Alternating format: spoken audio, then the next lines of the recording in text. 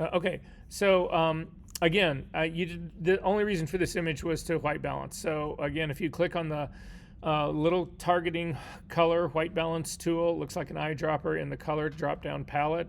Click on that, and then I typically use the gray patch that's right adjacent to the red one to do the white balance. You can see if I click on something like the red one, I get to this really weird color, and I kind of like that color, but nonetheless, click on the gray patch that's right next to it. And then if you hit done on this, it should remember these settings. It should remember what you've just done in this. You'll see if you go to the little three dots that are on the right-hand side, click on this and a drop down. You should be able to call up previous settings. So I'm going to rely on this to give me those previous settings. So I'm going to, instead of hitting cancel, just hit done. It will still close it up. But then I get my other my other four images that actually open up. I have no idea, and apparently Google has no idea why this is happening as well, but hopefully I'll figure it out. At any rate, then I can, to color balance the rest of these, you want to select all of them. So I just held down my shift key to select all of them. Click on this drop down menu right here and say apply previous settings. And it does apply that white balance to all of these. So now everybody has got the same white balance. So when I borrow bits and pieces from different images, they'll all be the same color, and they'll actually match, and they'll fit together.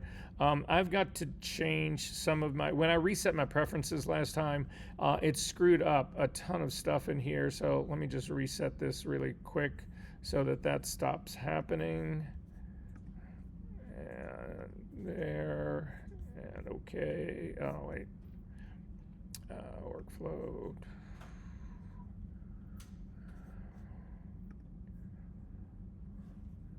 I want my film strip vertical and say okay. All right, now I'm hopefully back. So for the images that I want to work with here, if you take a look at this first image, what I'm going to do is I'm going to steal different parts of bathing suits to actually rebuild the one that's all fucked up. That's how I'm going to go about doing this. It ends up being the best way that you can do it. I know I was telling you guys a story about Stephen Meisel shooting. He has got, or Nick Knight, he does the same thing. He's got retouchers who are actually on set while he's shooting, and they can say to him or to them, okay, if you actually then, hold down, pull the bathing suit like this, whatever, and shoot another picture of it, that'll give me the perfect smooth area for the side of her arm for me to actually retouch that part in. So in this case, it's basically happened during the shooting, but this is something that's important for you guys to realize. So this happens all the time. You'll have something like this, like I'll be posed like this, whatever, and my hand will be here, and all of a sudden just my fingertips are cut off. You can try to build those fingertips using AI. It doesn't work very well, but you can try doing that. But if you can find a similar image from your same shooting that's got that same almost hand, it doesn't need to be the perfect one, but a hand that's really close to that, you can steal that hand and bring it into the shooting where it's missing and rebuild it that way. It's a whole lot more successful than any other method that I know of to do this. So that's what we're going to do here. So I am going to open up all of these images right here, all four of them. They've all been color balanced. So I'm going to, they're all selected. So I'm going to open them as objects. So there's four of them that just opened up in my image, and I'm only going to hang on to two of them, but I'll talk about what we're going to do with the other one. So the image frame number 59, if you come up to your window menu and come down to the very bottom, you can actually pick the image that will actually be on top. So I'm going to pick number 59 to actually be on top. So this is what I wanted you to smooth out. If we take a look at this image right here, so this is image number 66, frame number 66. It's pretty smooth top. It's smooth on her stomach. The problem that I run into this though is that this leg cuts off the bottom of the suit. So there's another image in here that I think works better for the fabric that's actually going to be on her stomach. This would actually be a good one though to do from her the top half of her body. So sort of starting right here in the middle, just right underneath her boobs, up is going to be one image, and then the same line going down is going to be a different image that we use, but we're only going to do one of them here. So anyway, 66 is a good option for me. I'm just going to park that over to the side. I'm also going to park over my 59. Then this is another one that I could actually use for the top. In this case, it's got more of a wrinkle in it, so I have actually done this using both of them. We're going to see. I don't think I'm going to keep 59. This is going to be 63. I'm going to close 63 up. I don't need to keep that. And then finally, this is the image, frame number 53. This is the one that I'm going to use to do the stomach, the lower half of her body, because I have the very similar legs here to the image that I'm trying to fix. So with that being said, I'm going to start on frame number 53. So if you want to do this with me, that's where we're going to start, because my first move is to actually copy the bathing suit. I need to get this bathing suit isolated. So with 53 visible, I'm going to use my quick selection tool. I've tried the object selection tool on this. It gets really lost in this area down on by the water. So I'm not going to try that one again. I'm just going to do the quick selection tool, bring it over onto the swimsuit, make your brush a little bit bigger. And remember, you do not want this tool to touch the line you want it to find. So I want it to find all of the edges of the suit. Just get your brush close to that. It will find it using AI. So I'm going to come around here up to the top. I'm going to zoom in then and take a look at this right now. So I've got my image. I don't have the whole upper part of the suit where it's connecting to that little steel ring. So I'm going to make my brush smaller and continue just to paint up in that way. And I also want to grab this fabric that's actually going around the ring. I don't want the ring itself, but I want the fabric. So I'm just going to click on that part. And this line all looks pretty good here. I'm going to go down into the water and click and bring this down a little bit more. That's pretty good. Then if you look at my screen right here, I'm missing the outer edge of the suit. So I'm going to click to drag through this to actually get the outer edge. I've got part of the reflection down here. I can hold down my option key and click and get rid of that reflection part that's actually a part of my selection. However, I'm not going to worry about that too much. This is actually selecting all the parts that I want to select. So that part's good, that part's good, and the whole outer suit is good. All of this is like looking good. It's got the whole suit now, and I'm just going to jump that to its own layer, Command J.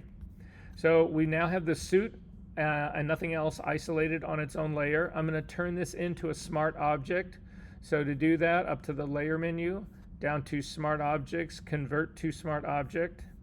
And then I'm going to open up my other frame, the one that I want to work on, which is frame number 59. I'm going to bring that guy open. I'm going to move him out of the way slightly so that I can click on the one that's just got the suit on it. So remember, I need to drag this suit now on top of that frame number 59. So just click on this, drag it over onto the image. If you stick there and hold it long enough, this image will actually show up. Hold down your shift key only to center this. It's not going to line things up. It's just going to put this swimsuit that we're dragging over here into the very middle of this image, and I'm going to let go. And then I'm going to go back to the image that I just made that from, my frame number 53, and close that up. I do not need that anymore. Everything it had to give me, I've got here. So with this right now, let me get rid of my contextual toolbar.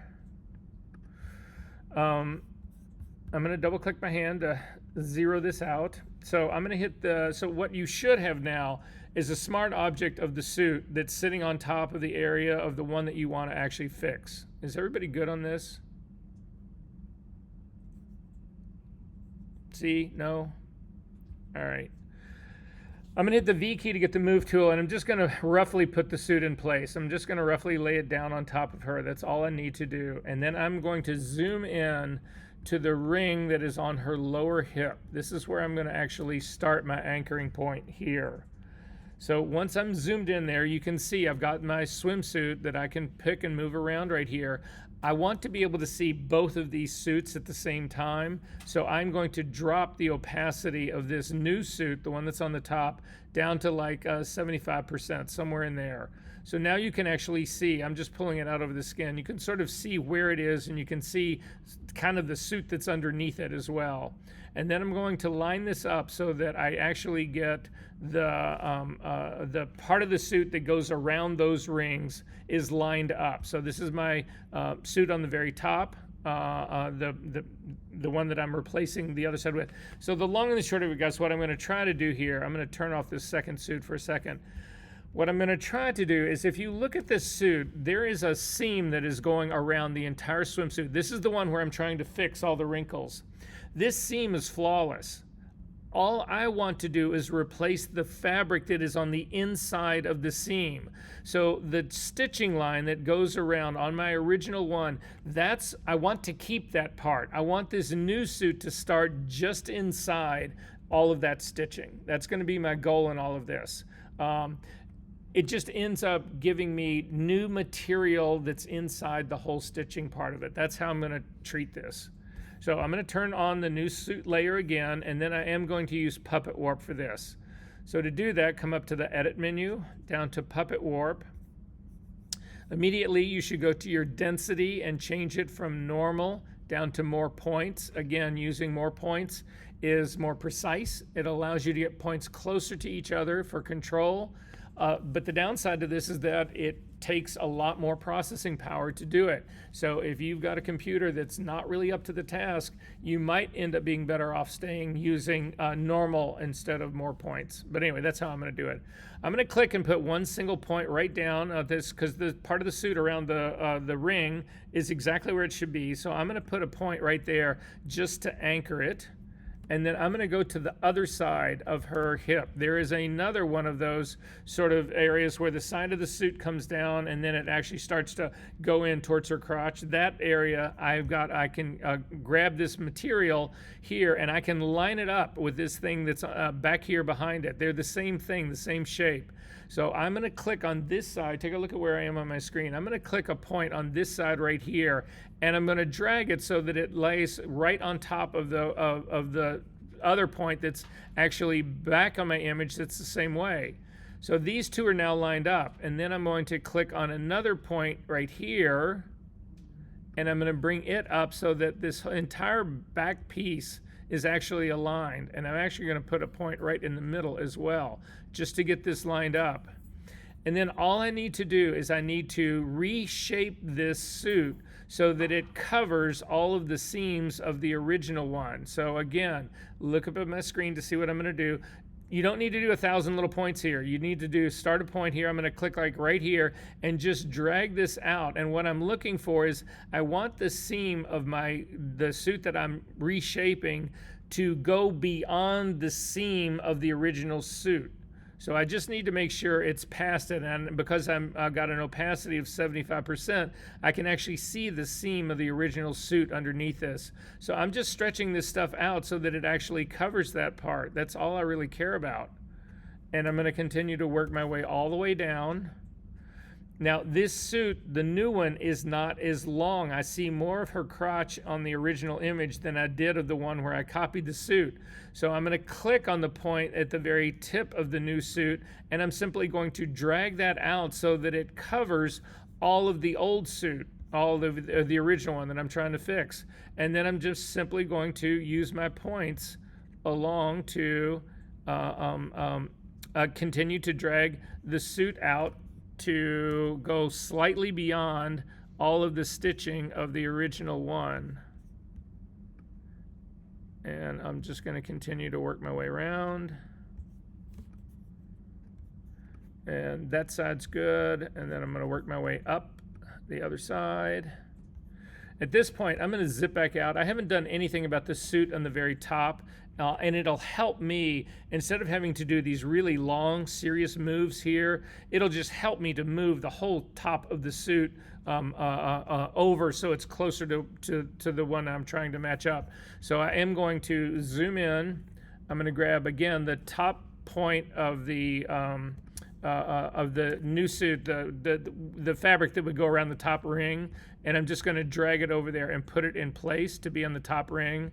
And then also I'm going to actually grab a bust point right here, and I'm going to pull this out so that this lines up. Now I'm not going to use this suit, the upper half of this suit. I'm not using this for this image. Again, I've got a different image that I'm going to use for the top half of the suit. The one that I've got right now still has far too many wrinkles in it. But you can see that gets me much closer now to the, I don't have to do as much work for the whole side of the suit that's closest to us. So I'm going to simply start to pull this stuff in a little bit more.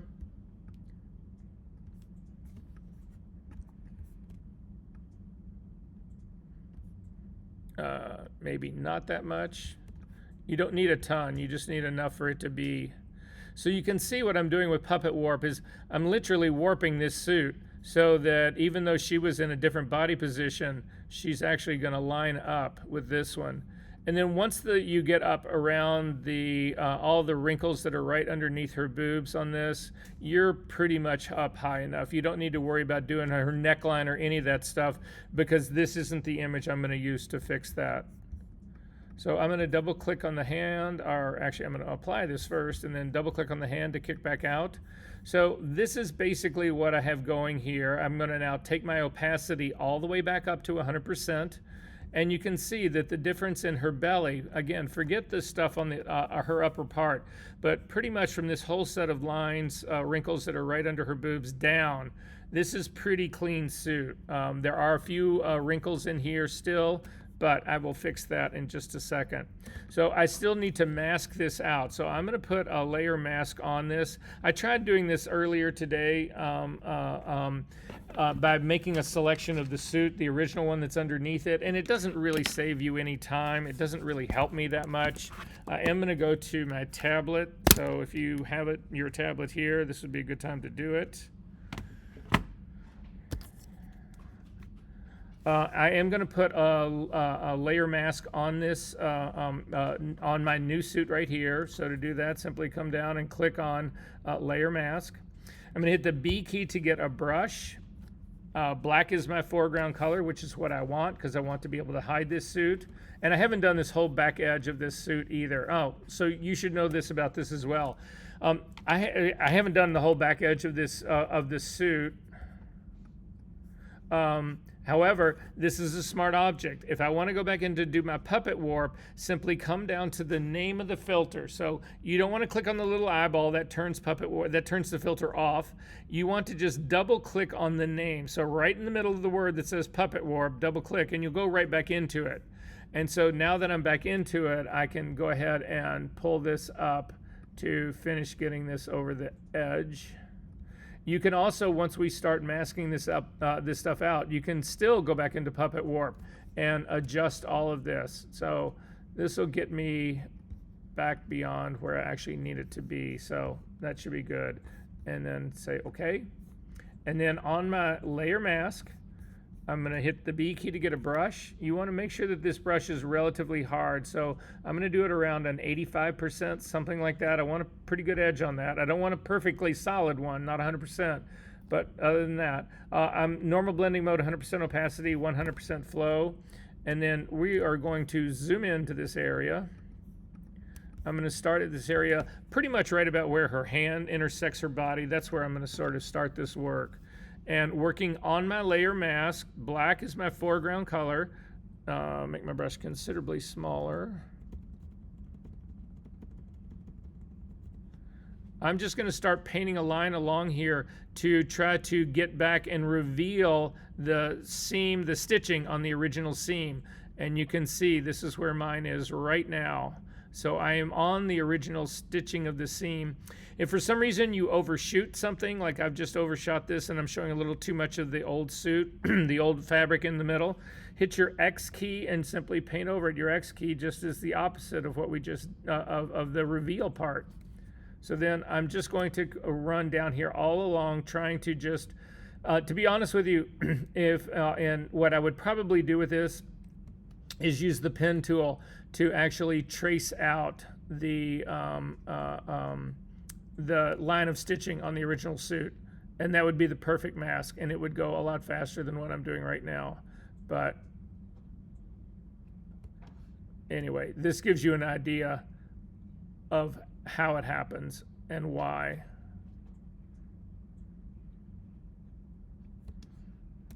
So you can see I'm getting rid of the suit that's on top, the new suit. I'm getting rid of all of the side seam, the side hemming and the stitching of that.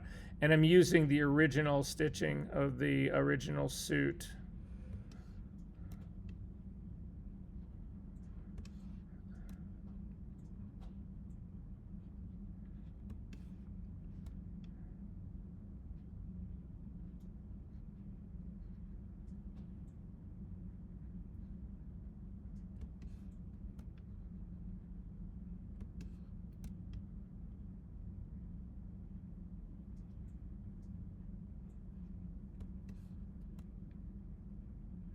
And you can see all that distortion that you're getting, because the puppet warp tool does distort stuff.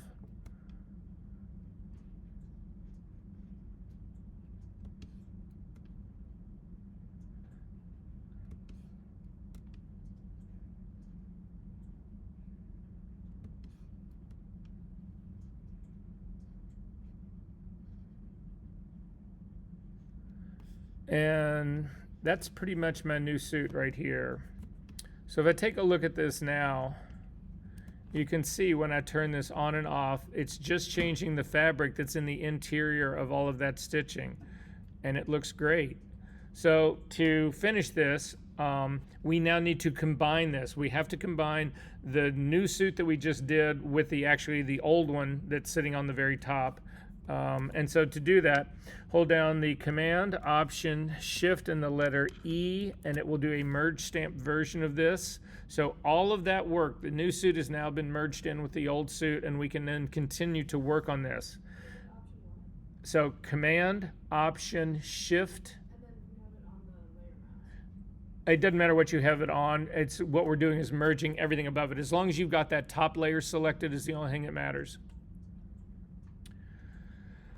Okay, so again, we don't care about this top here at all because this would be getting replaced. So I would do the exact same thing I just did using the other file that I had open. Remember, we left open frame number 66, and this is one where it's all stretched out. So this fabric around her boobs is all flat. It's got all those wrinkles removed. Again, I would do the exact same thing. I would copy this suit and I would bring it in onto this image and do puppet warp to fit it to the top half of the suit. And then I would simply use a mask to put the two of them together. Finally, once you get all of that done, then the last trick in here, I'm going to go ahead and close that because I don't need to save that, is just to do the minor cleanup. Like you can see all these little wrinkles that are still down here on her stomach, all of that kind of stuff. That's all frequency separation work. So once I get both the new fabric of the top done and the bottom done, I would actually come back to here, to my layer here, rename this new version, NV, and then, sorry, not VN. And then again, make 2 copies of this. Double click on the name of the one in the middle and call it low. Double click on the top one and call it high. Same frequency separation technique that we used for all the other stuff that we've done. I'm going to turn off the high layer, turn off the eyeball so you can't see it, turn on the low layer so that we can blur it, and I'm going to zoom in to take a look around her face and the jewels on her shoulder and the pores of her skin right here. That's all the detail work I'm looking to lose. So on my low layer, come up to my filter menu, down to blur, down to Gaussian blur, and I'm going to start this off at a 1, and I can still see all of the pores in her skin. Hit the backspace to get rid of that and go to a 2. I can still see some of the pores of her skin. Backspace 3, and at 3, all of those are gone, so that is going to be the blur on my low layer. I'm going to say OK to that. And then I'm going to come up to the image menu, down to apply image, And then in the apply image, the layer that you want to pick in the drop down menu is the low layer. Remember, we're going to subtract the low layer from this high layer so that what we end up with left on that layer is the high detail and texture of the image. Make sure that your channel is RGB. The blending mode you want to change to subtract.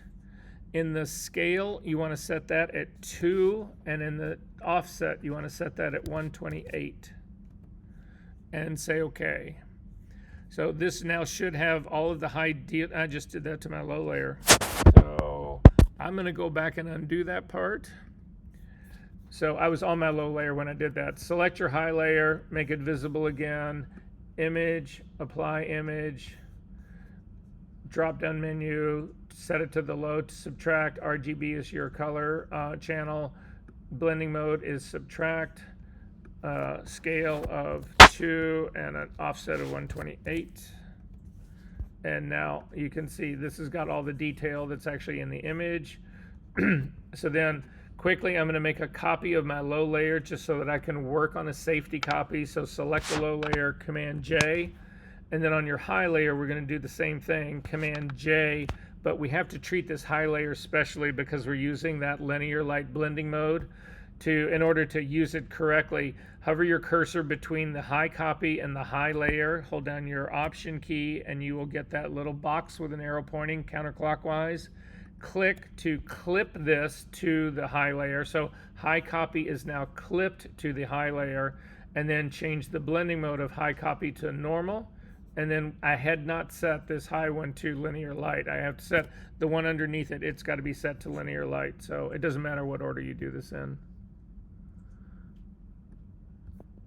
And then finally, I'm going to select high copy at the top, hold down my shift key and select the low layer at the bottom. So I've got all 4 of my frequency separation layers selected. Come up to the drop flyout menu on the far right hand side, click on that and say, I want a new group from layers, and call it FS, frequency separation. Turn it off. Say OK to that. Turn the eyeball now of the frequency separation on and off, and if you see a shift in your image, you screwed something up.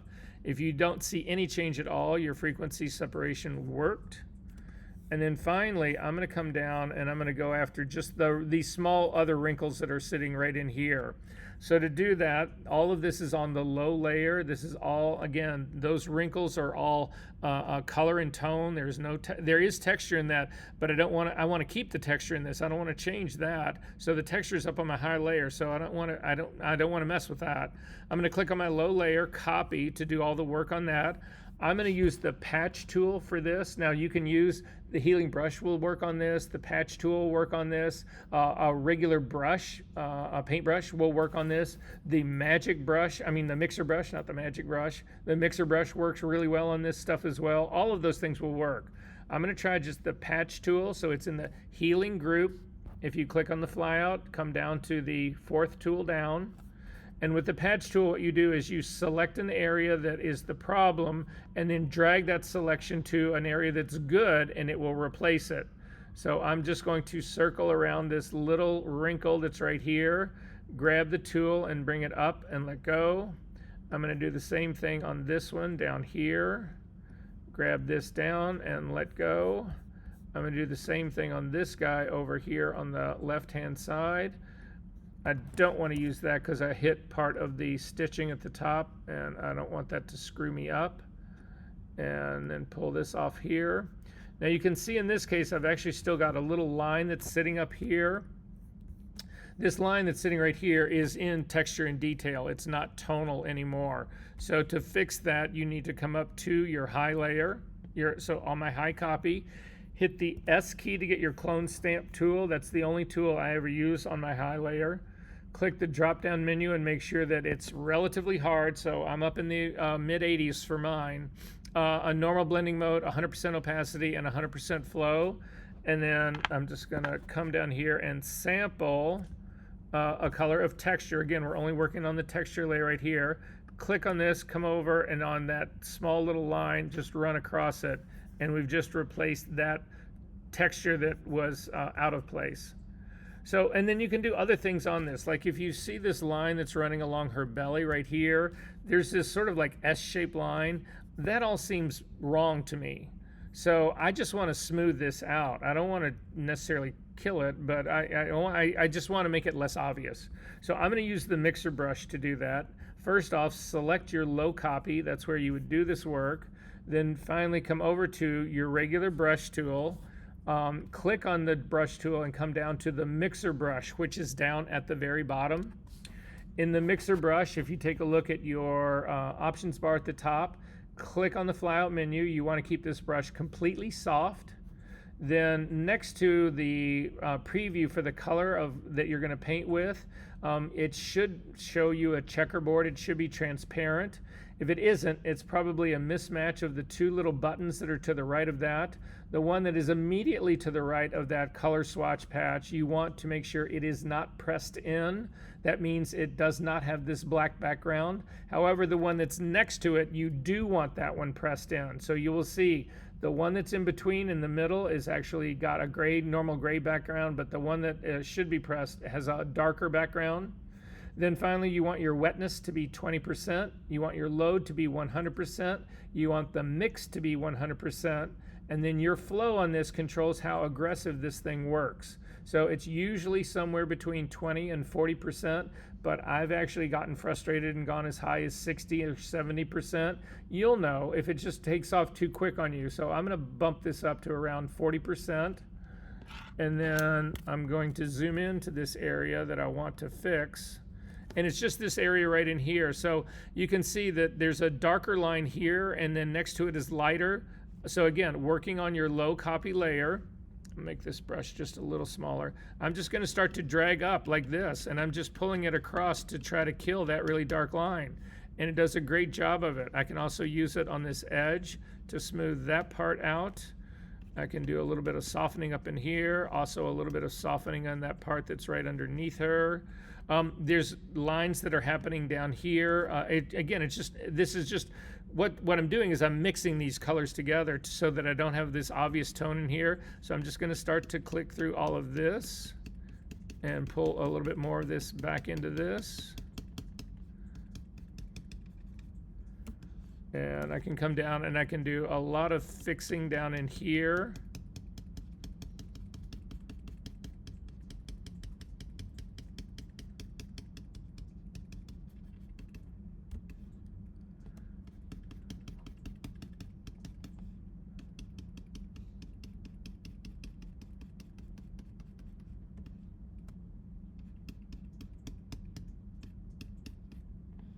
And then this is what my frequency separation is doing for me.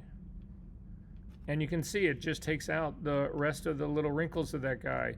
And so between the two things, between using frequency separation to fine tone a complete replacement of the fabric, boom, I'm off to the races. And I'm not spending days on this trying to get every single one of those wrinkles out using the clone stamp tool or the healing brush tool, which will just make a mismatch of all of the texture that's in this image. Are there questions about any of this?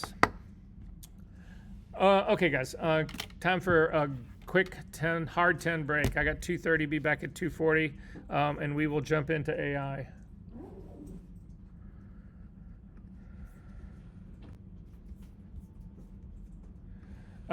So I need everybody to go to our server really quickly. There's some files on there I want you to copy.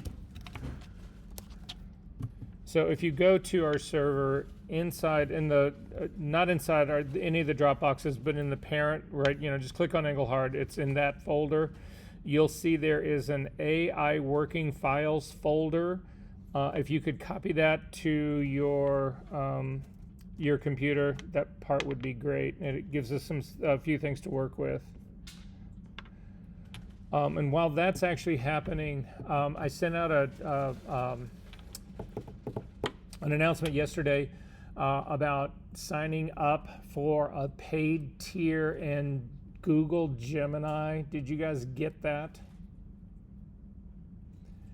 So it is a paid tier. You have to pay to use this thing, and I am not trying to say that you have to pay to do this thing, right? You can use this thing if you want to. If you don't want to, you don't need to use it. However, I've built a plugin that allows you, if you go to, well here, let me just show you really quickly. Jump into Photoshop really fast. I'm gonna get rid of the suit. I don't need to say, first off, were there any questions about any of this? About Puppet Warp? So again, the whole trick to Puppet Warp, the advantage of it all is that if you can silhouette something out, you can completely reshape it and mold it. And that becomes a godsend for some of our retouching. Okay, so to start with, I am actually going to just create a blank new file. So I'm going to come up to the File menu and come down to New. Don't worry, I'm going to get to the whole Google Gemini thing in just a second. So New File or Command-N, either one will do the same exact thing. In this new one, I like to do mine in pixel sizes. It's easier than trying to do dimensions or height, that kind of stuff. So I'm going to use my drop-down menu to pick pixels, and I'm going to do 2400 by 2400. In most of the AI that's happening right now inside of Photoshop, that's the limit. It's a 2K limit, and that's roughly the limit size of it, is right around this. So I'm going to go ahead and say OK to that. Once I do that, I'm going to make a copy of this background, Command-J, because whatever I want to happen in here, most of my generations are going to be up above this part. So I'm going to start off by selecting my entire canvas. Just hit Command-A to do that. It'll do a select all. You can also come up to the select menu and just come down to all here and select all, and it'll actually give you the same thing. And then we are going to use generative fill to actually fill this thing. We're actually going to generate an image for this. To do that, you can do it in one of two ways. You can either come over to the Edit menu and you can come down to Generate Image right here, and it'll open up a dialog box. And this sort of takes you into Firefly. So there are two AIs that exist in Adobe's world. There's an older version called Sensei, and there's a newer version called Firefly. Most of the, not all, but most of the generative fill work, whatever, is done in the new Firefly one. So I don't necessarily like working in this space. I just wanted you guys to know it was there. So I'm gonna close this up and not do it there. Instead, I'm gonna use the contextual task toolbar. To get to that, if you don't see it, come up to your window menu and go all the way down, almost to the very bottom. It's the last of the tool selection groups in the very bottom, and click on Contextual Task Toolbar. It'll open this thing up. The reason they call it Contextual Task is that it looks at what you're doing and it then says, okay, and it offers you suggestions. Okay, do you want to do this? Do you want to remove something? Do you want to, depending on how you've selected it, it'll say, do you want to remove something? Do you want to expand something? Do you want to, you'll get options in here, like right in here, you can see right now, there's create a layer mask from this selection. There is a fill, I mean, there are all sorts of things depending on what you're actually doing. To move this taskbar around, you click on the left side of it, the little set of lines that are on the side will allow you to move this thing around. The bar, as long as if you do not pin this bar down, it will continue to move around your screen. It's trying, because what it tries to do, it tries to place itself next to what it thinks you want to modify so that you can see that thing directly. So the bar will move all over the place depending on what size your image is and what you're trying to actually do with it, all of that kind of stuff. If you don't want it to move around, you can actually pin it into place. So I'm going to grab mine and pull it up to the very top, and I'm simply going to pin this to the very top of my workspace on my frame, right next to the word that says Adobe 2026. To then pin it there, you need to click on the little three dots that are in this bar that are sitting up at the top. Click on these little three dots, and you can either hide the bar, that's how you would get rid of it so that it wasn't bothering you, or to actually pin it. If you click on this, then the bar will no longer move. It'll actually stay there the whole time. So if we now then click on generative fill, because again, we're going to start to explore this part right now.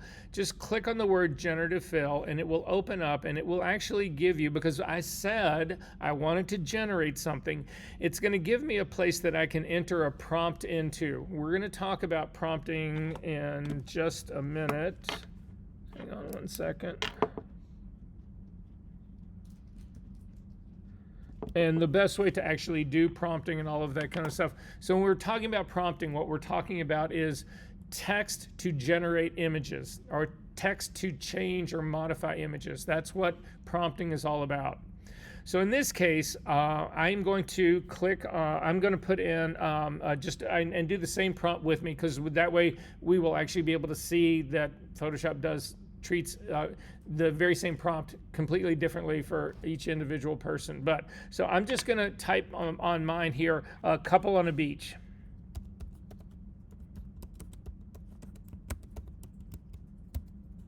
Because it's warm outside and I'm thinking, I wish I was outside at the beach instead of doing this right now with you. That's not true. I live for this moment when I get to see you guys again. I crave the time that I crawl over here early just so that I can be with you. And anyway, couple on a beach. Okay. If you then go across to the right, you will see that this very first thing, it looks like an image. This is actually where you can introduce a reference image. Now, reference images only work in certain models. We're going to look at models here in just a second. We're going to look at reference images a little bit later on. I want you to go to the next thing over. So skip over the reference image and go to the next thing. It looks like an FI. If you click on that, you will get this flyout menu. And in this flyout menu are all the different models that you can use in Adobe Photoshop. So if you look at the very top, these three that are at the top, Firefly Image 1, Firefly Image 3, and then Firefly Fill and Expand, which actually is also Firefly 5, these are all Adobe. Everything that we do in AI now is going to cost you something. Now, your subscription the subscription that the school has for you for Adobe Photoshop, all the sort of like baseline subscriptions have a series of credits that are built into it. And you won't get, well, you guys won't get charged anything. The college will get charged if you go over that, but it's like 1,200 credits a month or something like. I don't know exactly what it is, but anyway, you don't need to necessarily worry about that part unless you are going absolutely wild with this thing. So at any rate, those are the Adobe models. Model number 1 is the oldest. Model number 3 has been out for a little over a year, and then model number 5 was just released in January of this year. And each progressive one, there's things that have changed. Some things have gotten better, some things maybe not so much better, but anyway, that's what's going on here. However, underneath this are these partner models, and you can see there is 2 versions of Flux, and then there's a version of Gemini 3 and a Gemini 2.5. If you've heard of any language around or phrasing around all of Google's AI stuff, you've probably heard the term nano banana a lot. That's actually just a name that they used for when they were developing the model. The Gemini series is what everybody refers to. So just so that you understand, they're one and the same thing. The problem with these is that you don't have access to them. These have been disabled, and the reason that they are disabled is that Adobe is charging money for these. So whereas you have built-in credits for all of the Adobe models, once you hit to a really high level in the Adobe model, actually Adobe starts charging you as well. But for use for any of these other models, Adobe will charge you right off the bat. And there's 2 downsides to that. The first downside is that they charge you more money than Google charges you to use Google just if you use Google. So Google using the model that they are adding in here is actually more expensive in Adobe. And then also the Google model itself in Google allows you to generate up to 4K. The version that's right here in Adobe Photoshop is limited at 2K. So Adobe charges you more money than Google does, and it only gives you half the resolution that Google does. it doesn't matter because you guys don't get access to this. If you tried to use one of the, well, here, let's just try and do it right now. Click on Gemini 3 and just say generate. And you will get this thing that says, hey, you want to use this thing? You need to upgrade, which means that you need to send Adobe a credit card or something. I don't know. I've never done this. So I'm going to hit cancel out of that. Instead, what you can do is use the plugin that I've actually built to work inside here of Photoshop that will give you access to Gemini, that will only be charging you what Google charges you, and then also it will give you 4K. So it gives you the whole ball of wax. So that's the thing that I sent out to you guys yesterday. We're going to take a look at these really quickly first, at these 3 different models, and then I'm going to, for anybody who's interested, I will walk you through the steps of establishing the connection with Google Gemini so that the plugin that I have given you will actually run. Now, if you don't want to use that, that's fine. The truth of it is, the $10, you have to actually prepay in Google. And so you have to either have a credit card or a debit card to do this. I think you can do it with PayPal as well, but don't quote me on that. At any rate, you put down $10, and the way I suggest you set this up is that you do not enable auto load, because what auto load will do is the minute you cross over that $10, it'll kick in and load another $10 on your credit card, and it'll just keep going forever. You don't really have a sense of where you are. So that's why I put a $10 limit on it. It's the cheapest amount of money that you can prepay. And then I also suggest that you do not enable auto load. What that will end up buying you is roughly around, again, it's really hard to say because of the way stuff is generated, but it will give you 100 to 200 images probably.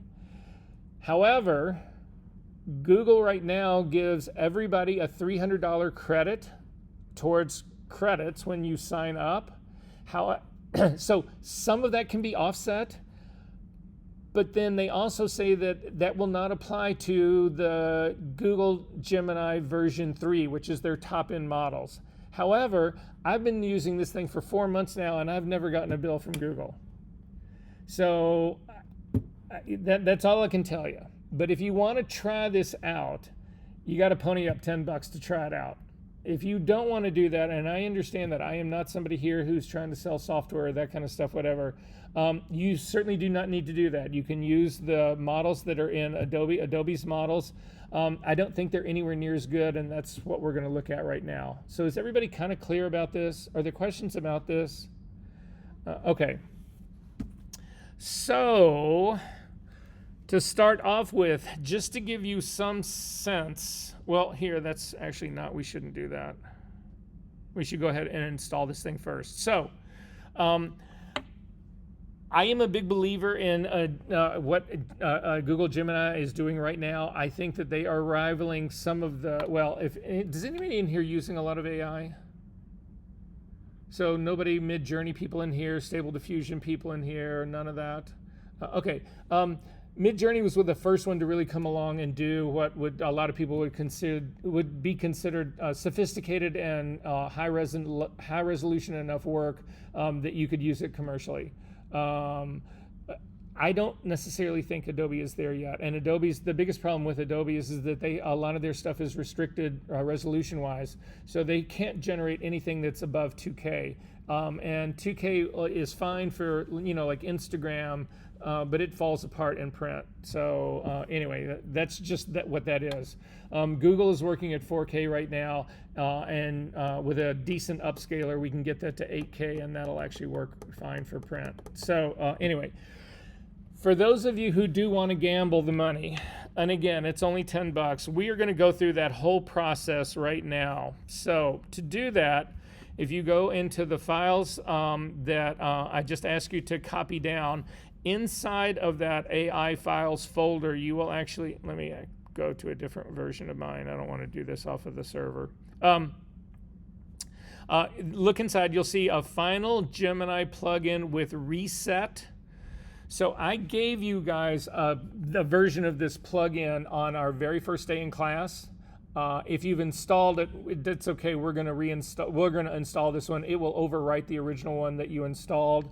So just so that you know.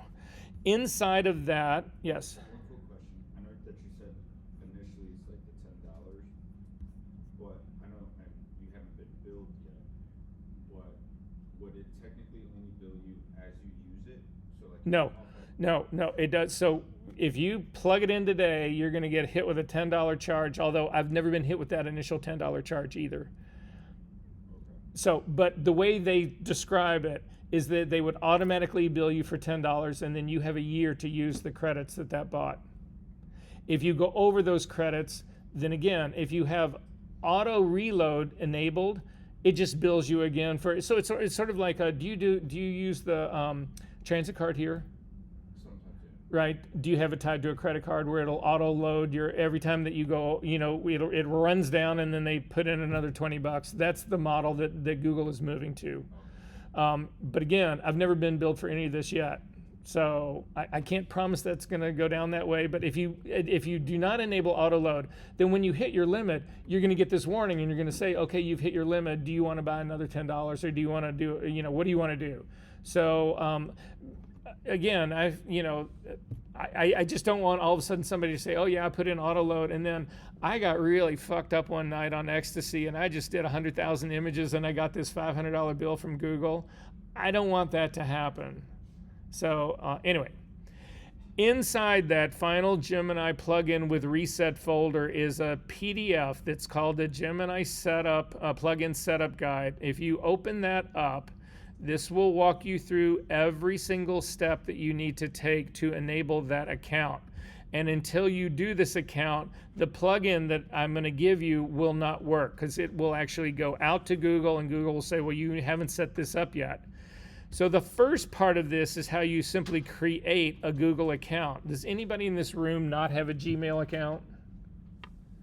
If you've all got a Gmail account, then you can skip over the whole first part of this because you already have a Google account. So you can go down to part number 2. In part number 2, this is how you get your Gemini API key. That's what they call this thing. So the API key is your license to actually use Google's more advanced AI models. So it asks you to go to this AIstudiogoogle.com. You can probably copy that. Do a new browser and paste that in and go to it. And this is where you actually set all of this part up.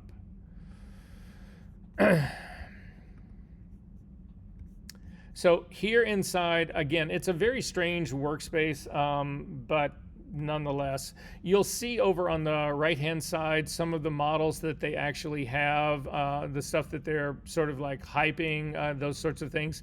We don't need to worry about this part so much. What we do need to do, though, is worry about the next steps that are in here. So once you get in here, you need to sign in here. So to sign in, come up to your name that's in the very top right-hand corner, click on this and make sure that you are actually signed into your version of Google. So it should be attached to your email address. If you don't have anything in there, you should have the option to sign in. And so this is where we actually want to do that part. A lot of what I'm going to show you or talk about, I can't show you on my screen because I'm already not only signed in, but I've already got my API key. So I'm not going to get the same screens that you guys actually get. But I just want to make sure that you're all signed in. If you're not, with our next move, it'll probably throw you a warning and say you're not signed in. So again, and we're going to continue to come down here, and they even say the same thing in this PDF. The AI Studio interface, it changes all the time. So the exact buttons can be moving around, all that kind of stuff. But at any rate, on the left-hand sidebar here, there is a thing that will say Get API Key. So if you go back in here, click on it, it's right here. It says Get API Key, and it will actually open this up. And right next to it, you should not, I've got an API key that's already in here. You should not see anything like that. You should just see project. Is that working for you guys? Is anybody doing this? Because if nobody's going to do this, there's no reason for me to go through all of this. Do you see the word project? if you click on project, it should have something like my first project or something. Do you see any of that?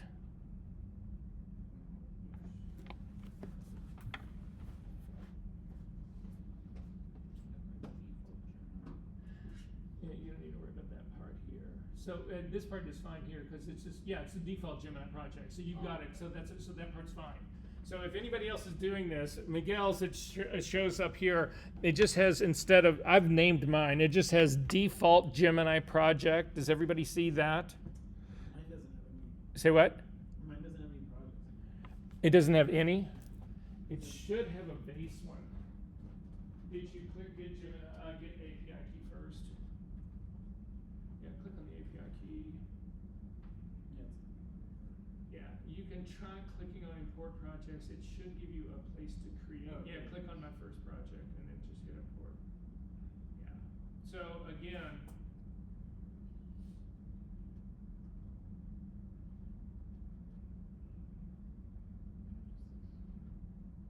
try refreshing your browser.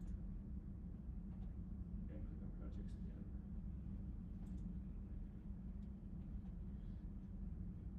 Not that project.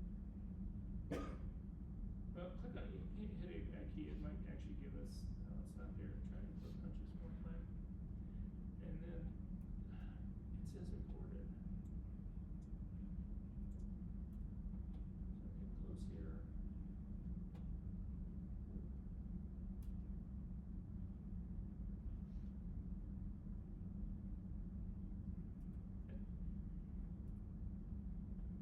Hold that thought. I'm going to follow through this on this. Let me see if there's anything in those notes.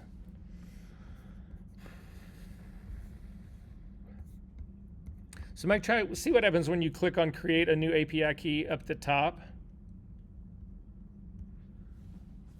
Does that give you a chance? Yep. Does it give you a project to assign it to? Oh, my first project. Yeah, that's what you want. Perfect. Yeah, yours is slightly different, but okay. So back in Google AI Studio, at the top up here, you want to click on Create an API Key. And it's going to attach your API key to a project. And the reason it does this is that for people who are doing commercial work on a big scale, this allows you to create different projects and you have different keys on every single project so that way the billing is specific to the project. So let's say I'm working on 2 movies or 2 photo shoots and 2 completely different clients. One of them is Carson, one of them is Neiman Marcus, and the other is Bloomingdale's. I can set up a Bloomingdale's project and a Neiman Marcus project, and I put a unique key to each one of those so that all of the work that I do in the Neiman Marcus project is billed to one account. All of the stuff that is done to Bloomingdale's is to another account. So it keeps the billing separate. In our case, it's just going to be the work that you're doing for yourself. So the thing that they give you is either, in Miguel's case, it's the default first project. In Mike's case, it is my first project, but that's what you should be having a key attached to. And then you're going to simply hit go. So with the key, this set will actually open up. You should have well, here, let me go back to the. Let me go back to this part. So click the dialog button. A key will appear. It'll attach it to your new project, and then go ahead and create that key. Now, in this case, we want to then, you should be able to, a key should show up. It's this incredibly long string of numbers. So when you hit that, do you get this do you see the key? You need to copy that now. This is the only time you will see it. So you need to copy this right now. Open up a Word document or your notepad or something, an Excel, someplace where you can save numbers. You can put it in your contacts, your phone contact, wherever you save it. You need to save that thing because we are going to use that key later in Photoshop. And then finally, in all of this is that you need to turn this into a paid model. So this again will walk you through the steps. So if you come down in your key, it should have your billing tier. And for you guys who are setting this up right now, it should say free tier. Is that true? Yeah. Yes? click on that free tier and it will open up a window that you can say, I want to change this now to a paid account. And this is where you would enter all of your information. So again, you need to set up your billing because Google Gemini 3 is a paid model. So the minimum here is $10. That's what we're going to enter, into ours. Again, this doesn't mean that you're charged $10 per session. You're just loading a credit balance that depletes over time. You can see right here in this note underneath it, Google 3 Pro image generation costs about 4 cents a generation, 4 to 8 cents a generation. A $10 balance will give you roughly 125 to 250 images. That's going to be more than enough for you to find out if you want to continue to work with this or not. So then once you get into this, so you're going to go to the keys page, you're going to, next to the project name, you'll see the button to where you can actually do the setup, building, or upgrade. This is when we're going from a free tier to a paid tier. And then you simply are going to enter that information that's in here. So again, this is going to take you through all of this. The minute you open this up, you're going to add a payment method. You're going to put in a credit card or a debit card. Again, if PayPal is an option here, it may no longer be that way either. So at any rate, put in your payment method. You're going to add a prepaid credit. Put in $10 as your minimum for this.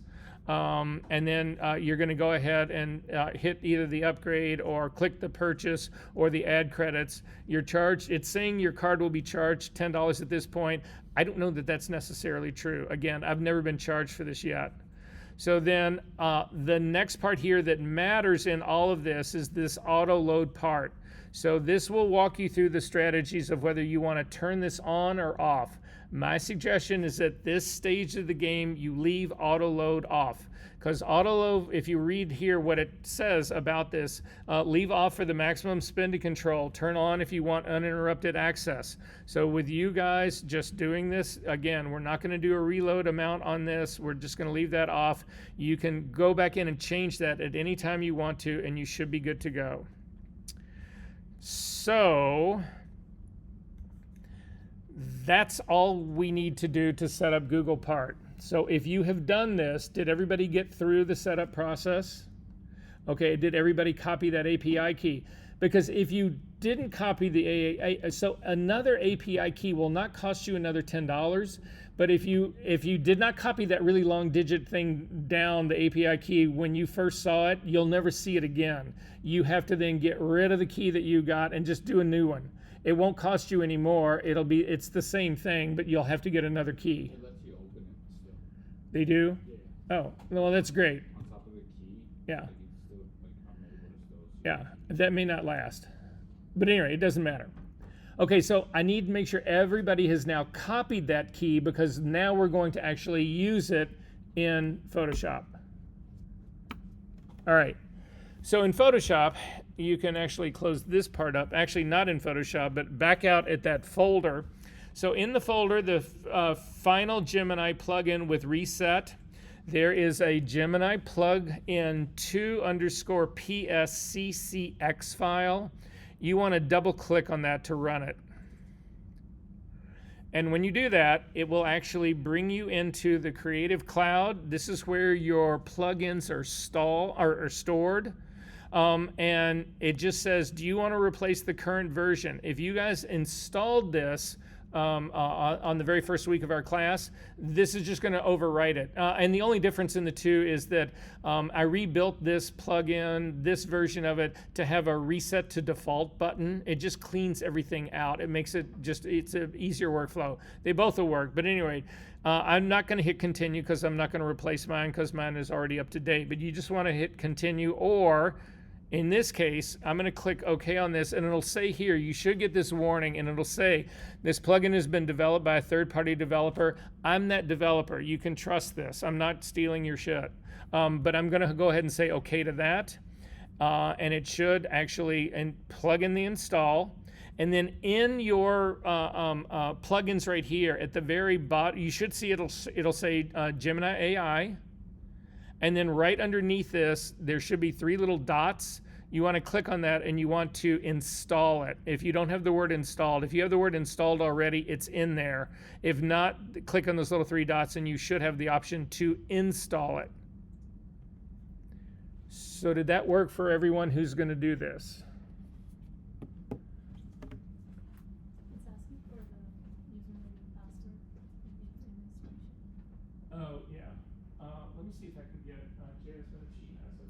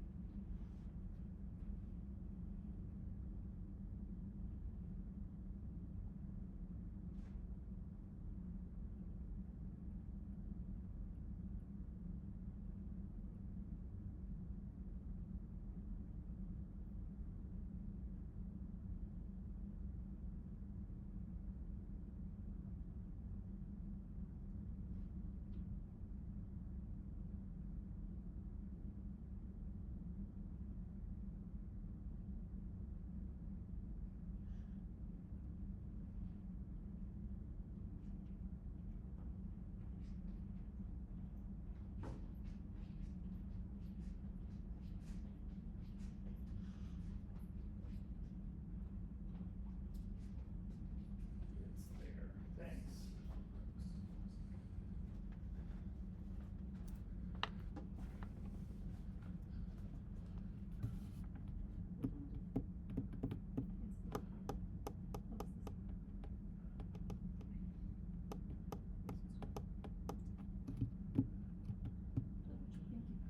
Great, thanks. Okay, you can now close this thing up. You can go back into Photoshop. And you should see this thing called Gemini AI. It's a new panel that has just popped up. So for those of you who are doing this, do you have this panel? You need to paste your API key in this spot right here and then hit Save Key. You won't ever have to do this again. It'll store this for you. It knows where it is, blah, blah, blah, blah, blah. So at this stage of the game, you now actually have access to run Gemini 3.0. Okay. So am I waiting on anybody who's installing this? Did it work for everyone who wanted to do it? Did it work for anyone who wanted to do it? Yeah. Okay. Right now you can close this up. I'm just going to click on the little X mark to close it up. And now we're going to go back in. So for those of you who didn't want to install this, that's fine. It's you're still going to be able to use Adobe AI, and that's where we're going to start on this. So again, I've got a new file that I've opened up here. I created the new file, just went up to Command, hit New. I made a 2400 by 2400 pixel image. That's what I've got going right here. I duplicated the layer and then I did a select all. You'll see I've got little marching ants that are running around this whole thing. Then I brought up my contextual toolbar so that I can actually prompt this thing. I clicked on generative AI or generate image, and I opened this up and I just typed in, my prompt is couple on a beach. And then if you go over, again, you're gonna skip over the reference image and you're gonna go to the model drop down, click on this, and we are gonna start with Firefly model number 1. And then just hit generate.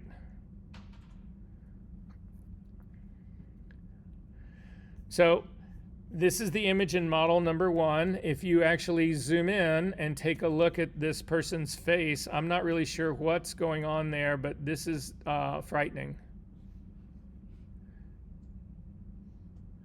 Again, this is the very first model that Adobe actually did on this, so this is what you get. If you take a look at your properties panel, there are actually 3 variations that you get in here. If you click on a different one, it'll actually show you that variation. And then finally, a third one will show you another set of variations. But you can tell, I mean, these are like really sort of creepy. This is the very first phase of Adobe Photoshop AI. I personally would never use this. So I'm going to throw this generative layer away. You'll see it's sitting up at the very top over your layer 1. I'm going to throw the entire thing away. I'm going to do the exact same thing again. Hit Command A to select my entire image. Now we're going to click on Generative Fill. I'm going to type in couple on a beach.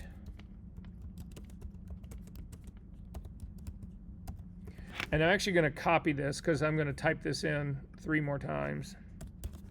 And now instead of doing generation Firefly 1, we're going to click on the models again and go to Firefly image 3 and hit generate.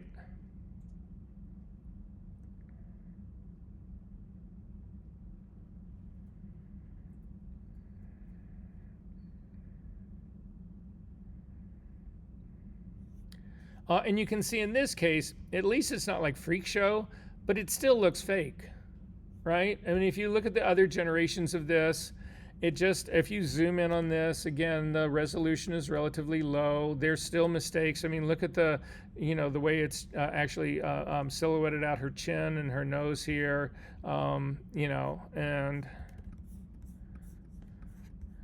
I mean, again, it still looks very artificial and very low res.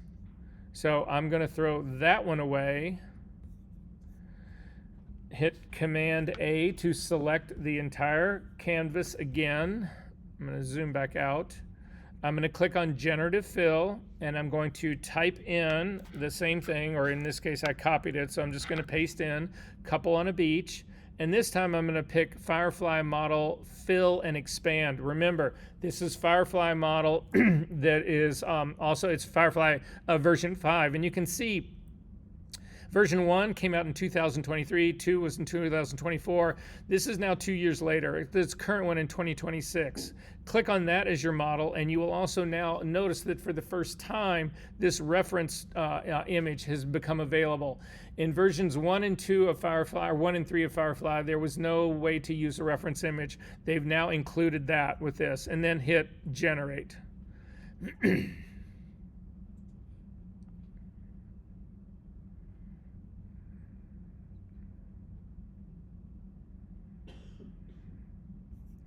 And in this case, when we take a look at it, things have gotten better. Are they spectacular? I mean, I still think that there's a sort of an artificialness to this, but you can see it's much higher res in this.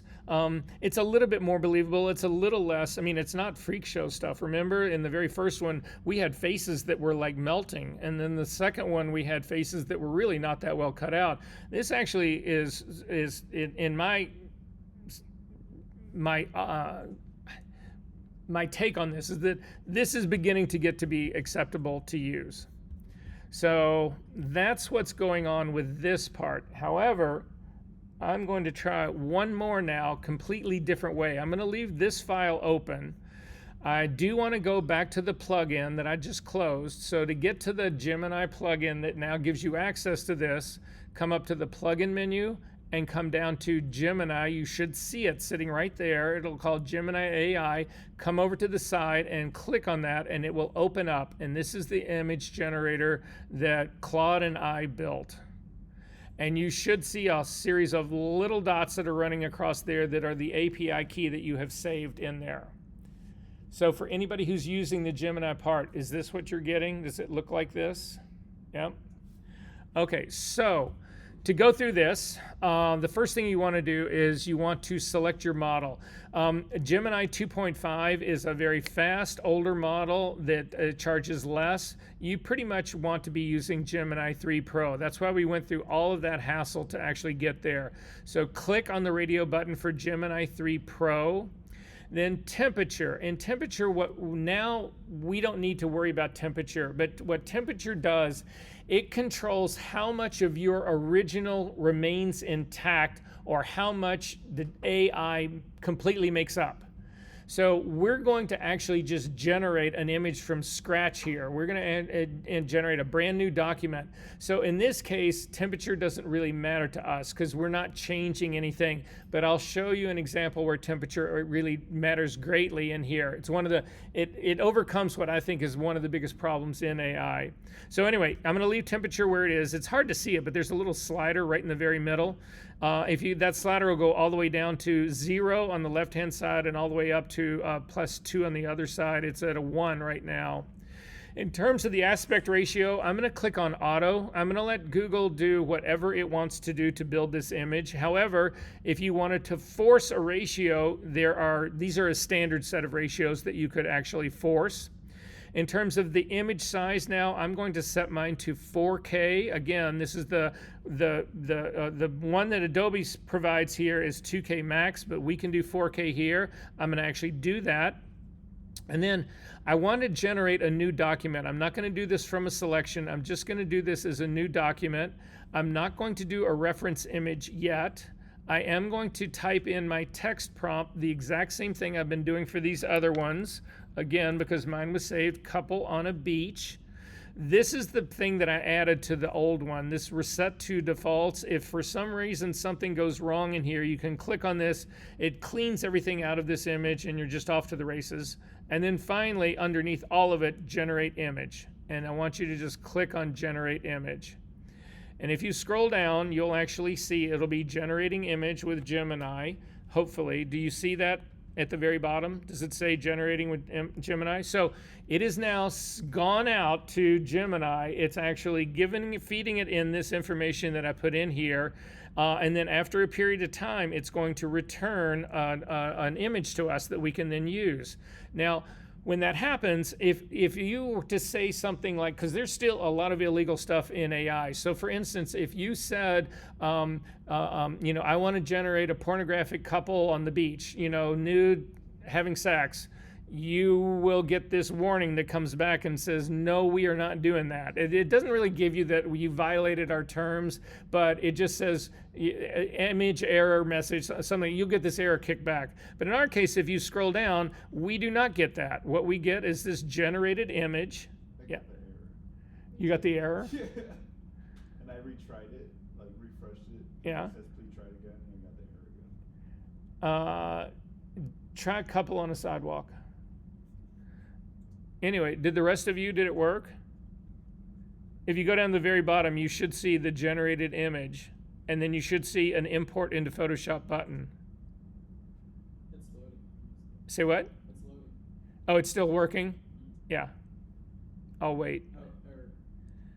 It's saying is experiencing high demand. You got an error message saying that It's experiencing a spike in, it's saying high demand spikes in demand and are unusually temporary. Please try again later. try again right now. I just got the statement again, even for sidewalk. I want a refund because they actually charged me. We're going to make sure this works. Anyway, I'm going to carry this part on just for this part, and then we're going to try something else in there to see if something else works in here. We're going to continue to work with this.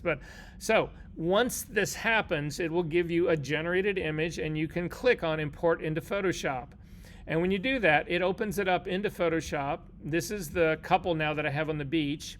If you take a look at the size of this image, you can see here that this is considerably larger. This image is now 3,000 by 5,600 pixels. This blows away anything that Adobe is doing right now.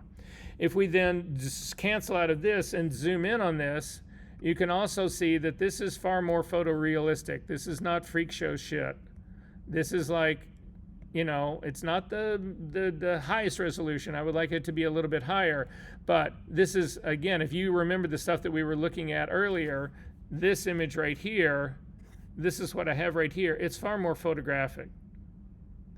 So, however, important to notice, up at the very top, it says temp_generated PNG.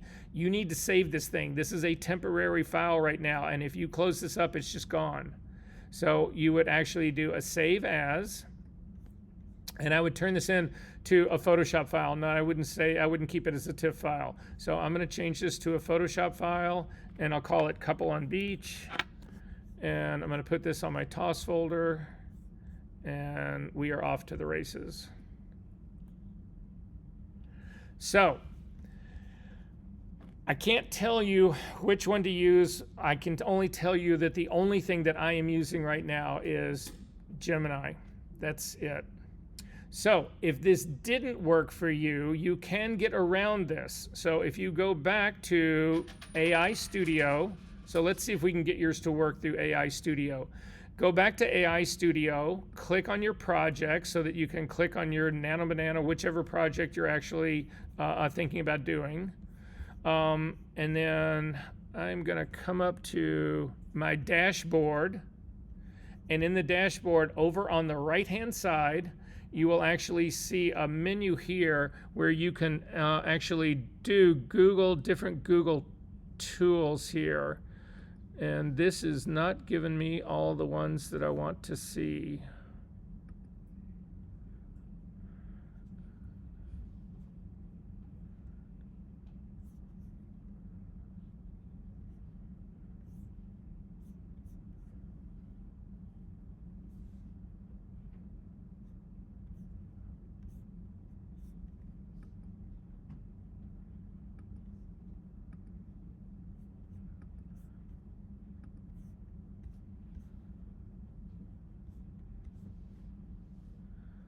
Oh, here at the very bottom, advanced settings. Hopefully that will give us what we're looking for. Nope.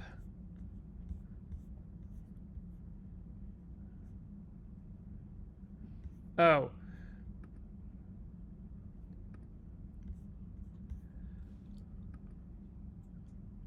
Oh, there it is. Again, they've completely changed this now.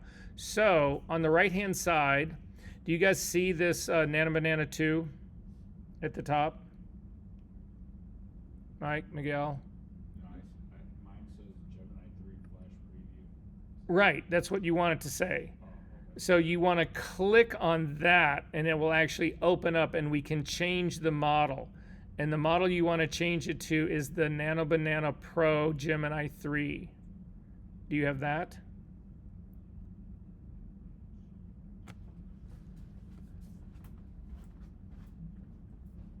So Yeah. So just keep scrolling down. Keep going down. No, that was it right there. Nano Banana 3. That's the one you want. Click on it. Did you get yours, Mike? Yep. All right, so click on that. You should then have a prompt that sits right down here at the bottom. There's a couple of settings that we can do here.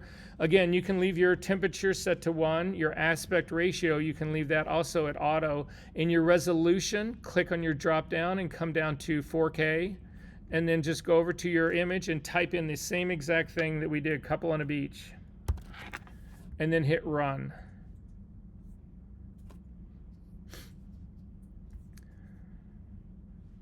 where did you put the prompt? In the very bottom where it says start typing the prompt to see what our model can do.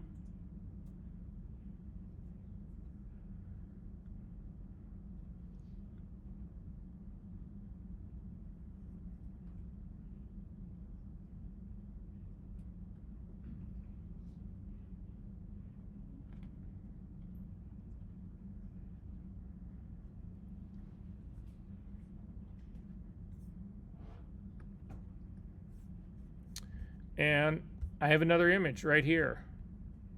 Do you guys have an image yet? Is it still thinking?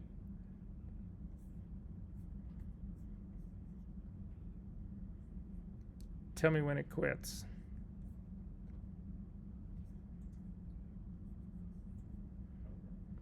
Do you get an image? Mike? It's thinking. It says save your conversation in Google Drive recommended. Do you enable that or just? Does it say, it says what? It says save your conversations in Google Drive. It says it's recommended, but it says cancel. So what that does is that it saves your chats forever.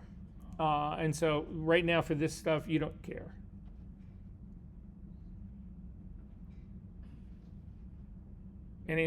Got it? All right, if you then hover over the image, you'll see a little download arrow. Click on it.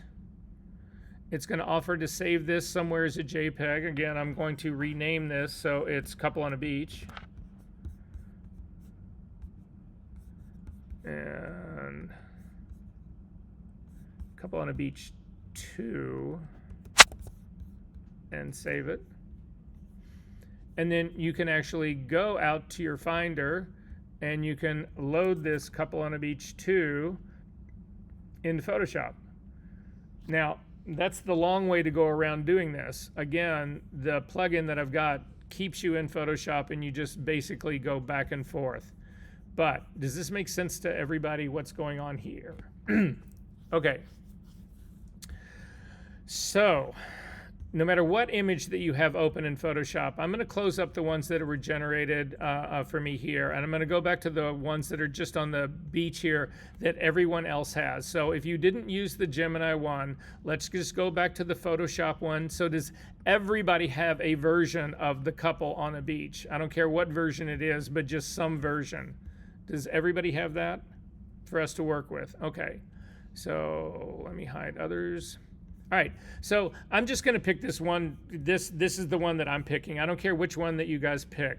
But if you take a look up at your variations, if you click on the variation, so I'm going to click on this. I was picked the third one right here. If you click on it, it'll actually load that thumbnail as your one. Now, you can generate more images if you want to. If you do not like what you actually got here, you'll see that up in the top, the prompt is still sitting right here in the properties panel, couple on a beach. You can click generate again and you will get 3 more of them.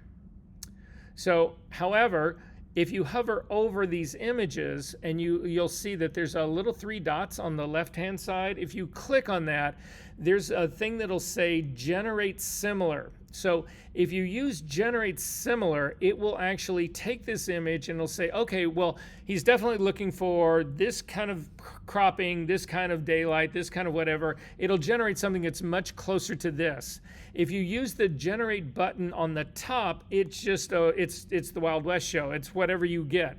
It can be people in bathing suits, but you'll see that Gemini returned stuff to, it was just people who were totally dressed. It wasn't this whole swimwear thing. So at any rate, that's just the difference in these two. But also, if you hover over the thumbnail and you come up to the little icon that's on the top left-hand corner and click on that, this will actually enhance detail. What this is doing right now is that this is upscaling your image. This is now taking us from the typical 2K limit that sits into Photoshop into something else. And we can see what that is right now by looking at our image size. And our image size now, we are up at 2400 pixels. So again, it starts at 1K and then it'll bump this up to 2K for you. So is it better? Again, Adobe's got a long way to go for this before I think it's people are surpassing what Adobe is doing. But nonetheless, so however, this is not the only version or the only thing that AI can actually do. So I'm going to go ahead and merge this down into my layer. So to do that, again, we've got the image of the people on the beach. Hit Command E, it will actually merge it down. And now we can do other things with this that are also AI influenced. So the next thing that we're going to do is I want to extend this image. I want to see the lower part of them, and I also want to see some more stuff on the side. So we'll see how well this works. I'm going to make my image smaller so that when I use the crop bar, it'll actually allow me to cover those areas. So just make your image a little bit smaller. Again, I'm going to move my contextual toolbar out of the way and pin it, because it keeps staring right where I want it to be. So to expand this image, you use the crop tool. The crop tool has got AI built into it. So come over to the crop tool. It's the 5th tool down. It looks like 2 L-shaped crossbars that are sitting on top of one another. If you click on this, you will actually get the crop handles that are on your image. And I want you to grab the lower crop handle and drag down. So I'm dragging down to make sure, take that back. I'm going to jump out of here really quickly and not do that because that actually cropped my image, which I do not want that to do. So I'm going to go back to my merge down. So again, click on the crop tool and then just drag the bottom of the image down. And that should be enough to actually get their feet. And once that happens, Look at your contextual toolbar. You can see it has already in it. It knows what you want to do. It's saying, you're saying to it, I want you to do a generative expand. I'm also going to, you see it looks in my case, I've got a little bit of an island on the horizon line on my right-hand side. I'm also going to make this wider. So I'm going to do this in both directions. And then I'm just going to click on generative expand. And then generate.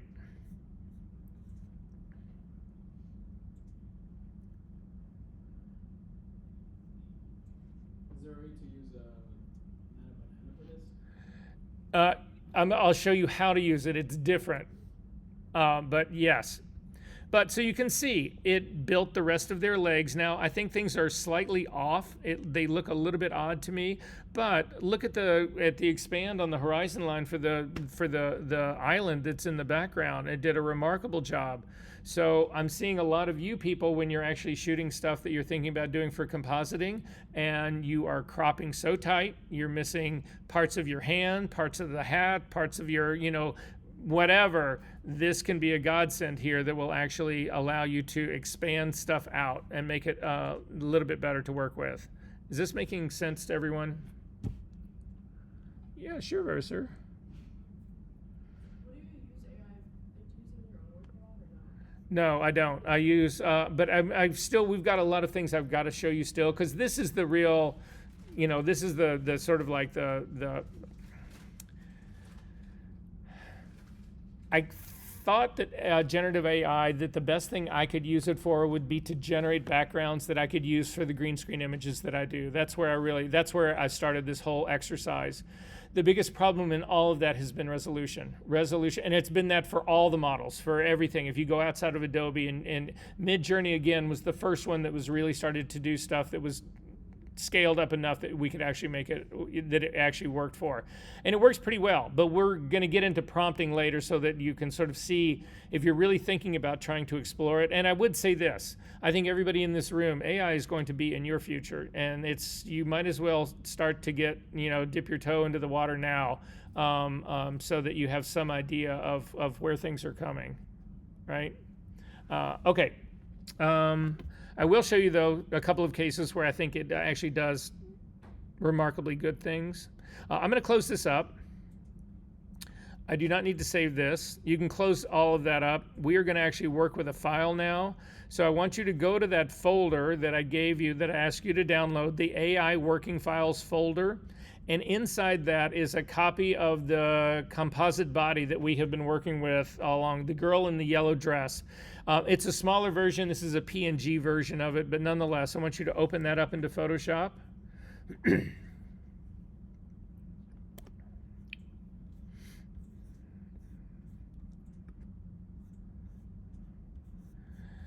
And when this opens up in Photoshop, we're going to do a couple of different things with this.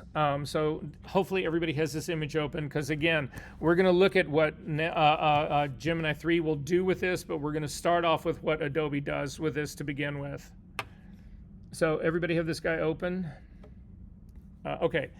So the first thing I'm going to do with this is just make a copy of it. Command-J. Again, any work that we're doing now, any AI work, that is all destructive work. So you want to make sure that that's not going to be, that we've got a reference that we can always go back to and look and see what really did happen. So to start with, I'm going to make a selection of the dress. To do that, I'm going to come over to the Quick Selection Tool menu part, and I'm going to do the object selection, not the quick selection, but the object selection. So again, fourth tool down, the one at the very top that says object selection. Now this itself is AI. So these selection tools that Adobe has, you can't just look at it as generative AI. You've also got to understand that select subject, which works really well in some cases, is all AI based. So anyway, if you hover over the whole figure, everything will go red. But if you hold it over just the skirt the dress long enough, move it around, then you should get this overlay on the dress, and then simply click, and it should give you the marching ants that have selected all of the yellow of the dress. Did that work for everyone? No? So again, if you select the object selection tool, come over the figure to begin with, and a bunch of shit will start to light up. If I were to click right now, you can see I've got this pink overlay over her entire body. If I click now, it's going to select all of her. I just want to select the dress. So come off of it again and then just come back onto the dress, and it will just outline. The pink overlay is on the dress right now. Click and you will get marching ants. Are we good with this part? Yes. Nothing lights up when I hover over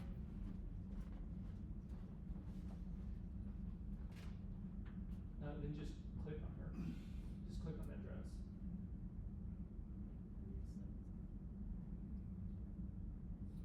Yeah, that's very weird. We have got to reset your preferences. We're going to do that after class today. Okay, does everybody else have the marching ants on the dress? Okay, so we're going to come over to Generative Fill.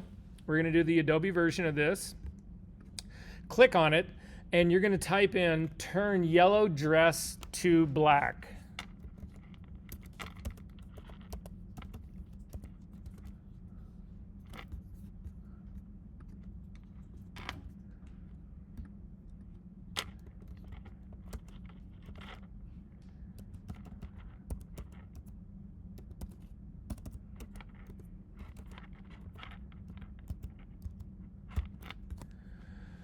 And then for the model that we're going to use on this, go ahead and go all the way, skip over the reference image first. We're going to get to that in a second, and click on the models.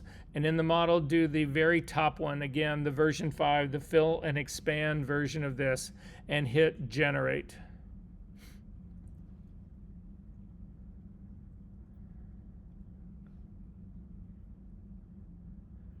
Huh.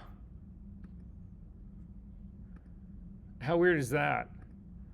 I got one variation here that has one panel of the dress that I have no idea why. I go to the next one in the middle, it didn't turn it black at all. It just created a brand new dress.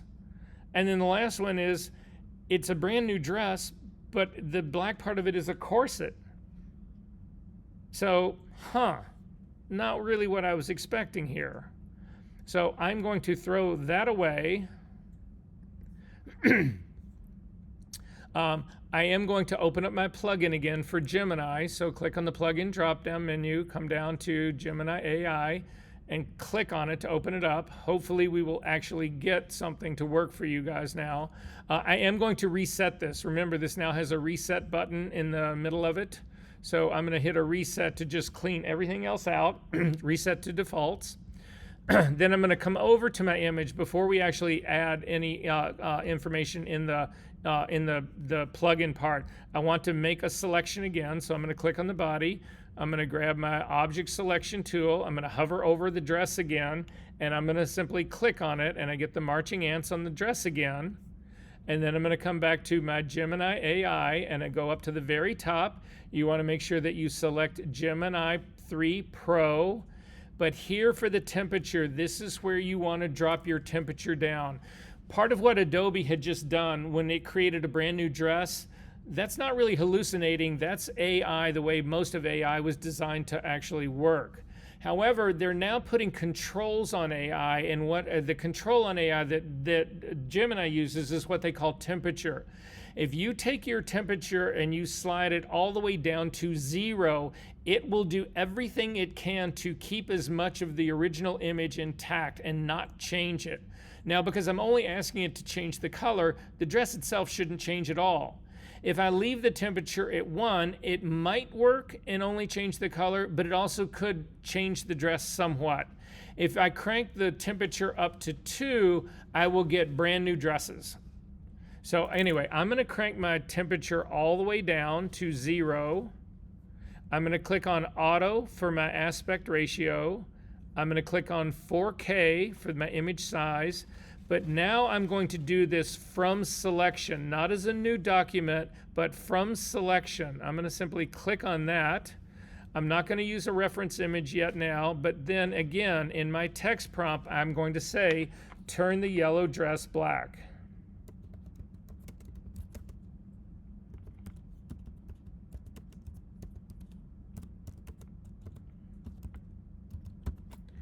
and then hit generate image.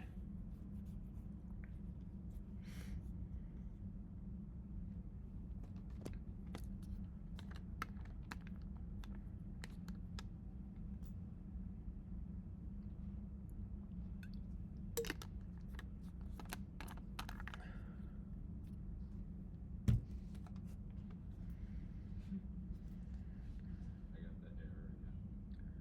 You're fucking kidding me. Says spikes in demand are usually temporary. Please try again later. Let me see what Mike gets. I got one. Did it change it to black? Oh. We'll figure that out, Miguel. So anyway, I'm going to come down, and mine's actually now I've got a black dress on this. I'm going to click import this into Photoshop. And if you wait long enough, what it actually does is it then creates a smart object of this and puts it on top in the layer stack of your image. So now I'm going to close up this Gemini again so it's not confusing what's going on here. I now actually have the difference in these two, and this is seamless. Look at what this thing did. That dress, every fold in the dress is the same. Everything in the dress got changed to black. Nothing else. You can see there's a small shift in her face. That's still some artifact from, again, it's not hallucinating really, but the small shift in this. But this is shockingly still the original. If you look at her face alone, the difference, you'll see that there are subtle changes that are in her face, but basically it is still the same person here. But that's what Gemini does that Adobe does not do. But why would it spill to the face if the selection is only the dress? Again, it's just how AI works. So I know that that's not really a great satisfactory answer for you, but nonetheless, that's sort of where this is at. Okay, so now I want to continue to work with this girl that's in this black dress. So again, we can do other things now. This is a smart object, and it'll be interesting. I'm not certain if we can actually modify this smart object. Hopefully it'll give me a brand new, well, if I do the generations in Photoshop, it will give me a brand new layer on top of this. So I'm going to do a select all for this one, just Command A to select all. And then I'm going to go into my generative fill, and I'm going to click on generate, and I'm going to say place girl on beach. I got a beach theme going. Hey, a beach theme going here, guys.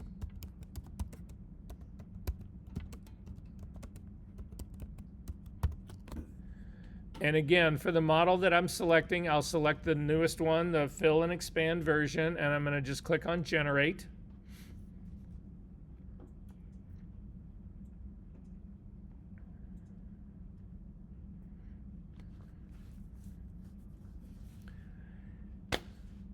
That's not even the girl, right?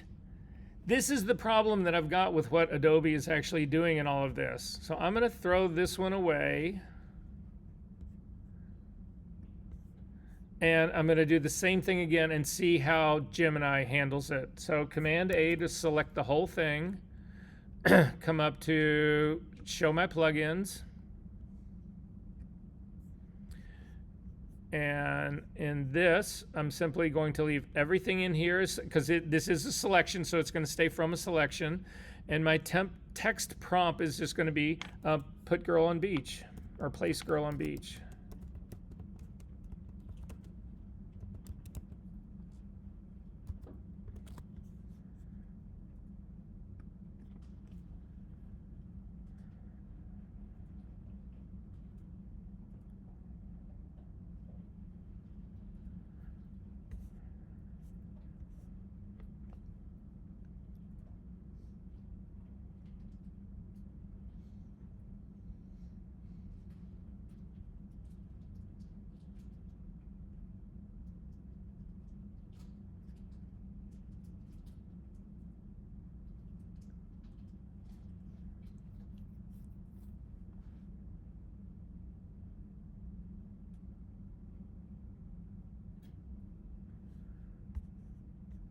And there's the girl on the beach. I'm going to import this into Photoshop.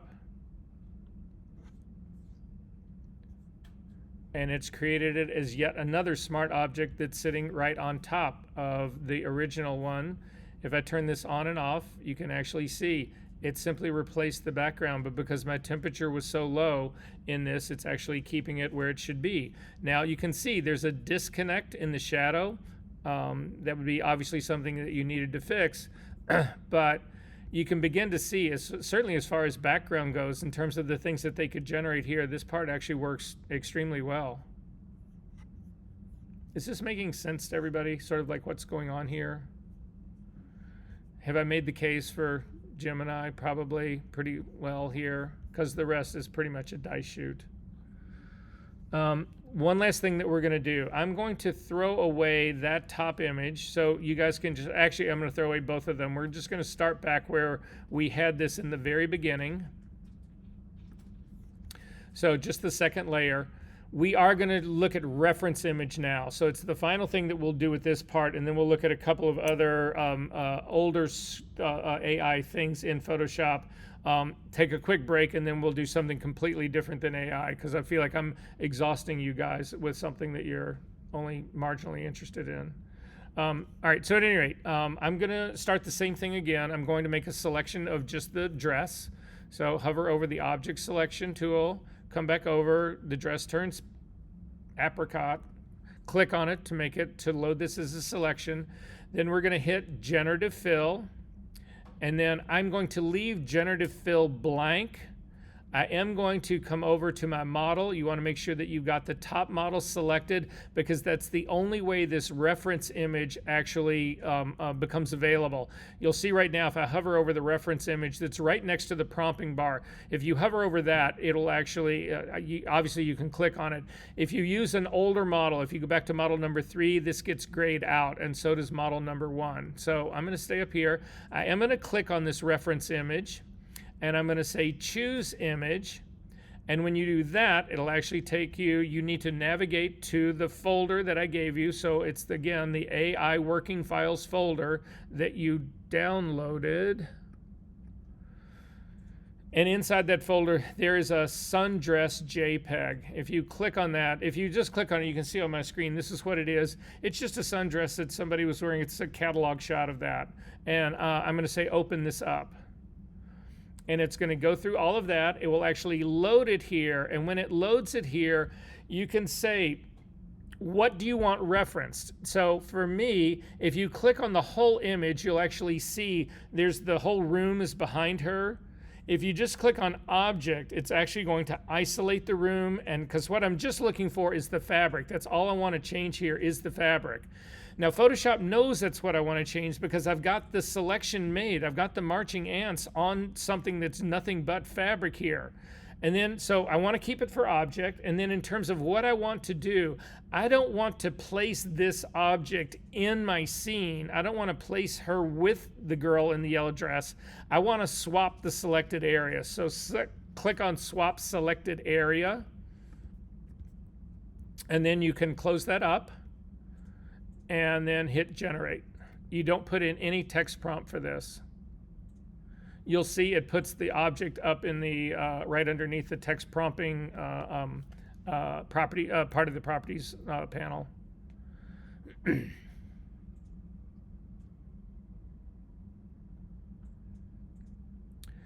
And you can sort of see what it does. So if we zoom in on this, so it missed part of the yellow dress up around her arm. That part isn't working here. If you take a look at your different variations, sometimes that gets worse. That one actually got worse. Sometimes it does weird little stuff in here better. It's also changed the nature of the dress. You can see it's got, this looks like it's got transparent areas around it. I mean, part of it just comes down and doesn't become solid any longer. Some of it's a little bit better here. So again, this is what Adobe's latest greatest is going to do for you. I'm going to throw that guy away, and we will try one last thing. So this will be the last thing we do in Gemini Pro 3. So again, I'm going to select the dress again. I'm going to go to my plugin again. And now in my plugin, I am going to reset this let me just hide this contextual toolbar. I'm going to reset the whole image from the very beginning. So I'm just going to click on that reset to defaults button. It'll get rid of everything. I'm going to come back up and click on Gemini Pro 3. I'm going to take my color temperature all the way, or not my color temperature, my temperature all the way down. I'm going to leave my aspect ratio on auto. I am going to do this as a 4K image. I am going to do this from selection. And then I'm going to upload a reference image. So click on this. It'll allow you to navigate again to that sundress and say open. So now this is the reference image that we're using in here. I'm going to leave the text mark blank, and I'm just going to hit generate image. And I get this warning. It says, please enter a prompt. So in my prompt, I am going to enter change fabric of yellow dress. Yes.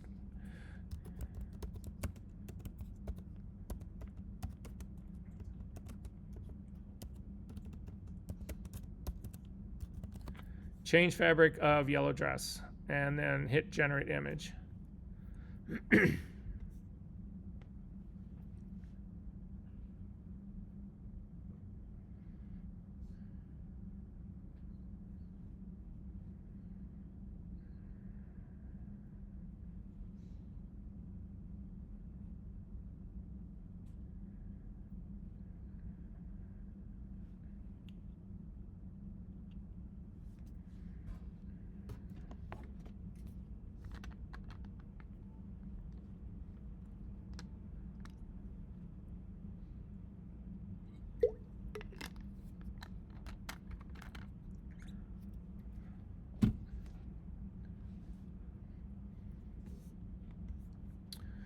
And it says it's done it, so I'm going to click import into Photoshop.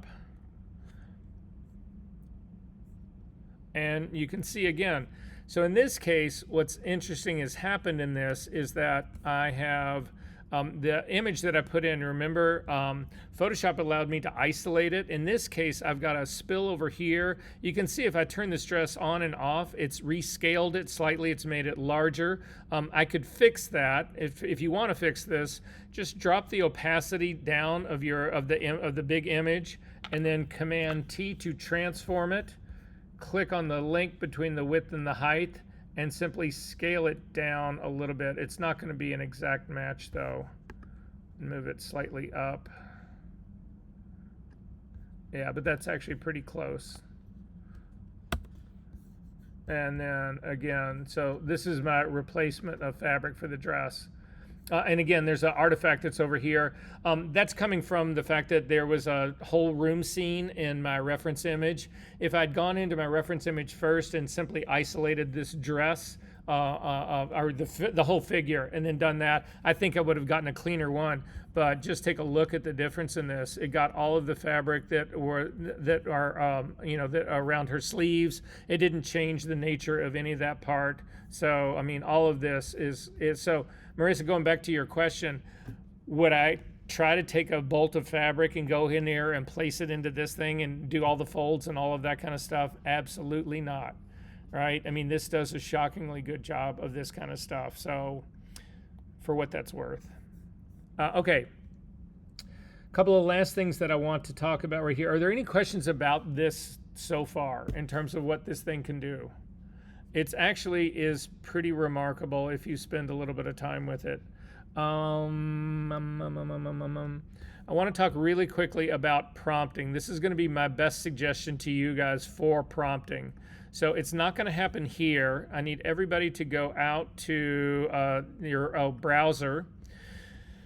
There's a million kinds of AIs that are out there. The three that I use, the first one, and again, this is just, you guys should just jot this down really quickly, because all of these have limited functionality, not functionality, they're fully functional for a limited amount of time to do free prompting or to do, so I have never paid for any of the other artificial intelligences other than the Google one.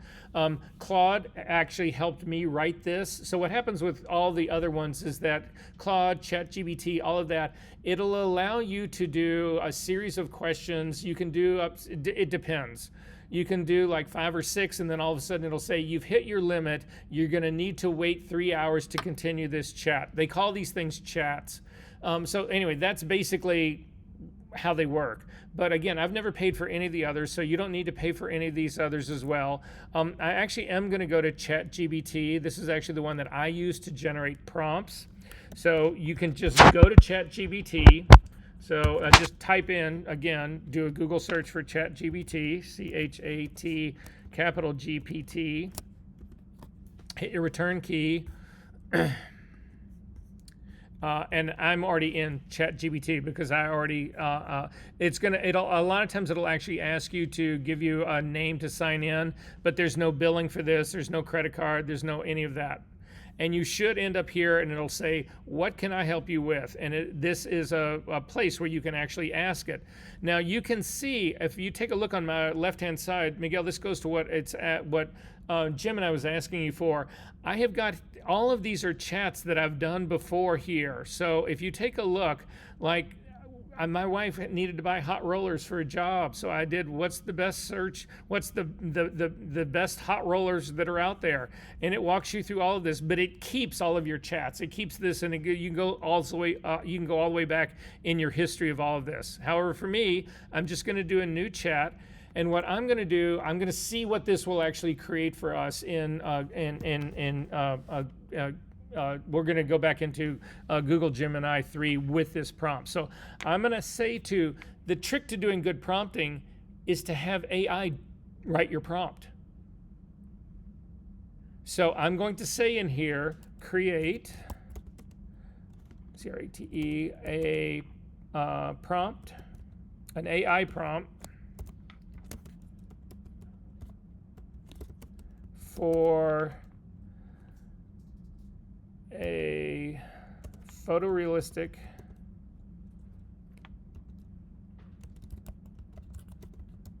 cinematic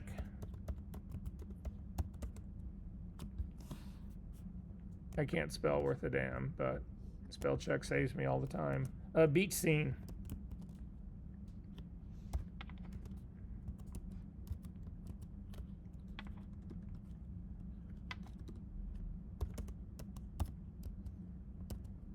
High res.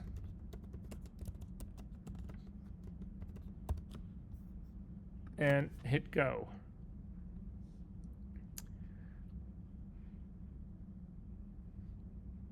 So you can see, are you really going to come up with that prompt on your own? A photorealistic cinematic beach scene at golden hour, soft warm sunlight casting long shadows across the pristine sand, gentle waves blow. Nobody writes this shit. Get AI to write your prompts for you, and then you can go in and edit this. If I say, oh, well, you know, I really didn't want this at golden hour, I can change this from golden hour to high noon or whatever, but I'm going to just see what this thing does. So I'm going to copy this. And you'll see also with ChatGPT, they do all of this other shit for you. They'll say for more drama, put in storm clouds building in the distance. I mean, they offer all of this shit up for you. Just tell me what you want to do. I'm just going to see what this thing looks like. So I'm going to go back into just Google Gemini, actually AI Studio.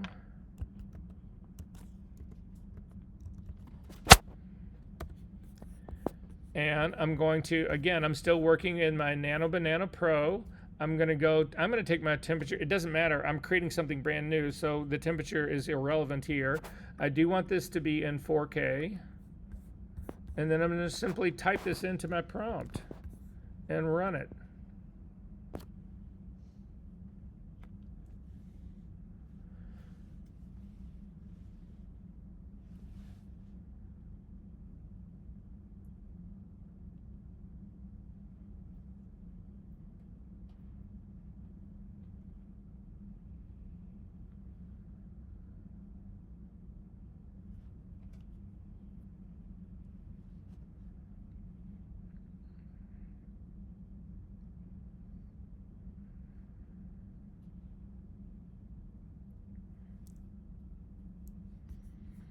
And this is the scene it created for me. I'm going to download this, and we'll take a look at it.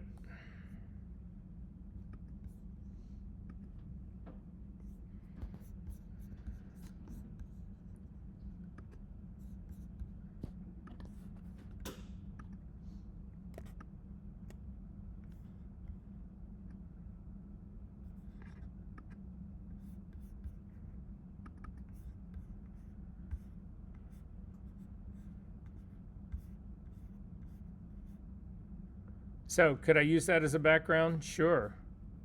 In this case, it's soft focus. It was like hazy in there. They brought this part in. I could say, yeah, remove the tire tracks that are in the beach, whatever. But that's how you do prompting. Get AI to do your prompting for you, and then edit whatever you get from them. Make sense? Okay. I'm going to call this 410, or yeah, let's just call this 410, guys. Make it another hard 10. We're going to jump out of AI altogether unless there's any other questions about this. And I'm going to show you one last thing about doing really high dramatic color grading in using your composites. That's where we're going to end up today. So I'm going to pause this. So there's times when you're using your check layers and that kind of stuff when you're trying to bring your composites together, where it's just too extreme. It's just too radical a shift in color. So I'm going to show you the strategy that I use to match colors in those scenarios. So to do that, I've got two working files that I want everybody to use. So we'll do it all on the same thing. So you're going to go to your session 9.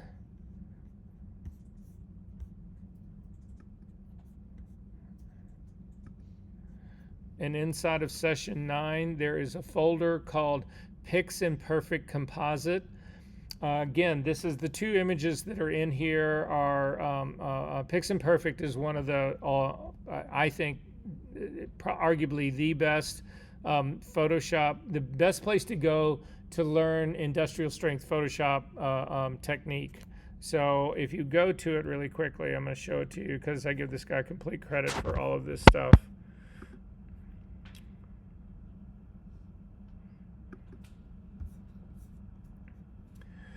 This is it right here, and this guy Amish is just he knows his stuff so well. I mean, you can see, I think somewhere in here, the last time I looked, he had he's got 5.5 million subscribers. I mean, he's a rock star. Anyway, these are his image files. And actually, they're image files because on all of his tutorials, you can download the image files. This is actually the image files that he uses to do the same thing that we're going to do. How do you actually really change and do extreme color correction? However, I use a different tool set and a different beginning stuff. So I do it. Our end result ends up very similar, but I do it in a completely different way. And I just wanted to show you how to do that part. So. Again, what you're looking for is there's two files in here. One is actually called Lady in Red, and the other is called Night Street. If you can open both of those in Photoshop at the same time. Sorry.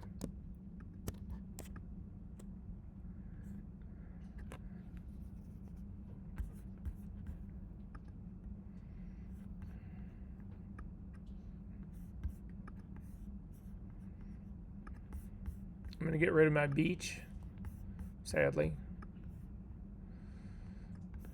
Okay, and so you should have two files in here. You should have one of a girl standing in the middle of some railroad tracks, and then you should have a night scene of an Italian street. Everybody got this part? I can wait. Okay. So you can tell just by looking at these are radically different in their color palette. But nonetheless, it is what it is. Select the girl in red first. If you go and look at her channels palette, you'll see I've already knocked her out. So just hover over the thumbnail of the word knockout for this. Hold down your command key and click, and you'll get the marching ants.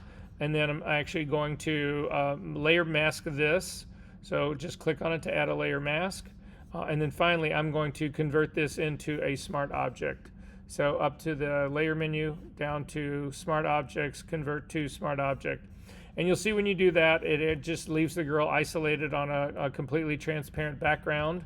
I'm going to pull this a little bit to the side, and then I'm going to grab the girl and drag the layer and drag it on top of the Italian beach, or the Italian street scene. Hold down my shift key and let go. You'll get a warning because it's a mismatch in color, and that's fine. And then I'm going to close up the girl and not save that. It's done its work. Okay, so you can see that there's a serious mismatch in a lot of stuff of what we've got going on in here. So we are going to do everything we can to actually bring this together as a composite, not only for color, but scale. We're going to do the whole ball of wax here. We're going to do it pretty quickly because we only have a half hour to do this in, but I'm confident that we can get this completely finished in that amount of time. So in looking at this to begin with, I'm going to move the girl slightly to the side. You can see that all of the lighting on the street is coming from the right-hand side. Where's the lighting on the girl coming from? I'm sorry, left-hand side. The girl. Where's the lighting direction coming from on her? Where do you see shadows on her? You see a shadow on this whole left side of her arm right here, the shadow on the whole side of her skirt right here. Light is coming from the from the right side across to the left side. It's just the opposite on the street scene. So we need to flip the girl to begin with. So with the girl selected, the girl layer, come up to the edit menu, down to transform, and then down flip horizontal. And already things are better. Not great, but better. So then I need to scale this thing. Now, if you take a look here at the girl, I'm going to open up the girl image again really quickly. You can do the same thing. If you close the lady in red, open it back up again really quickly, just so that we can talk about how you find the vanishing point for the girl. So the vanishing point on the girl, again, we have converging lines in the railroad tracks. So I'm going to hit the P key to get my pen tool, and I'm just going to trace the railroad tracks. Again, you're trying to get this line so that it runs right along the very edge of your converging, whatever converging element you have in your image. I'm going to click there, and then I'm going to come down here and start another one on the other railroad track. And I'm going to cross this right here. And you can see where these two cross right here in the middle, where those two converging lines cross, are her eyes. The horizon line of this image are her eyes. That's all I needed to know. I can close this up now. I don't need to save that. I'm going to temporarily turn the girl off now so that I can get the horizon line for the street scene. So in the street scenes, you can't really use the lines that are in the pavement because they are curving. They're not converging lines. They're not perfectly straight lines. However, the building lines are. Now, I don't know that I trust the lower part of the building. Like you can see, the windows here are really they're really old windows. I mean, this looks like it's a new building built on an older foundation. However, this does have converging lines that I do trust, and it's the newer windows that are up in the very top. So I'm going to do the very same trick with I just have the pen tool. I'm going to click on a cell of the window up there, and then I'm going to bring this line down till it actually transverse. So it's again scribing the line right along the edge of the window itself. I'm going to click there to just set a point, and then I'm going to come up onto the other side, and on the other side I also have newer windows that are at the very top.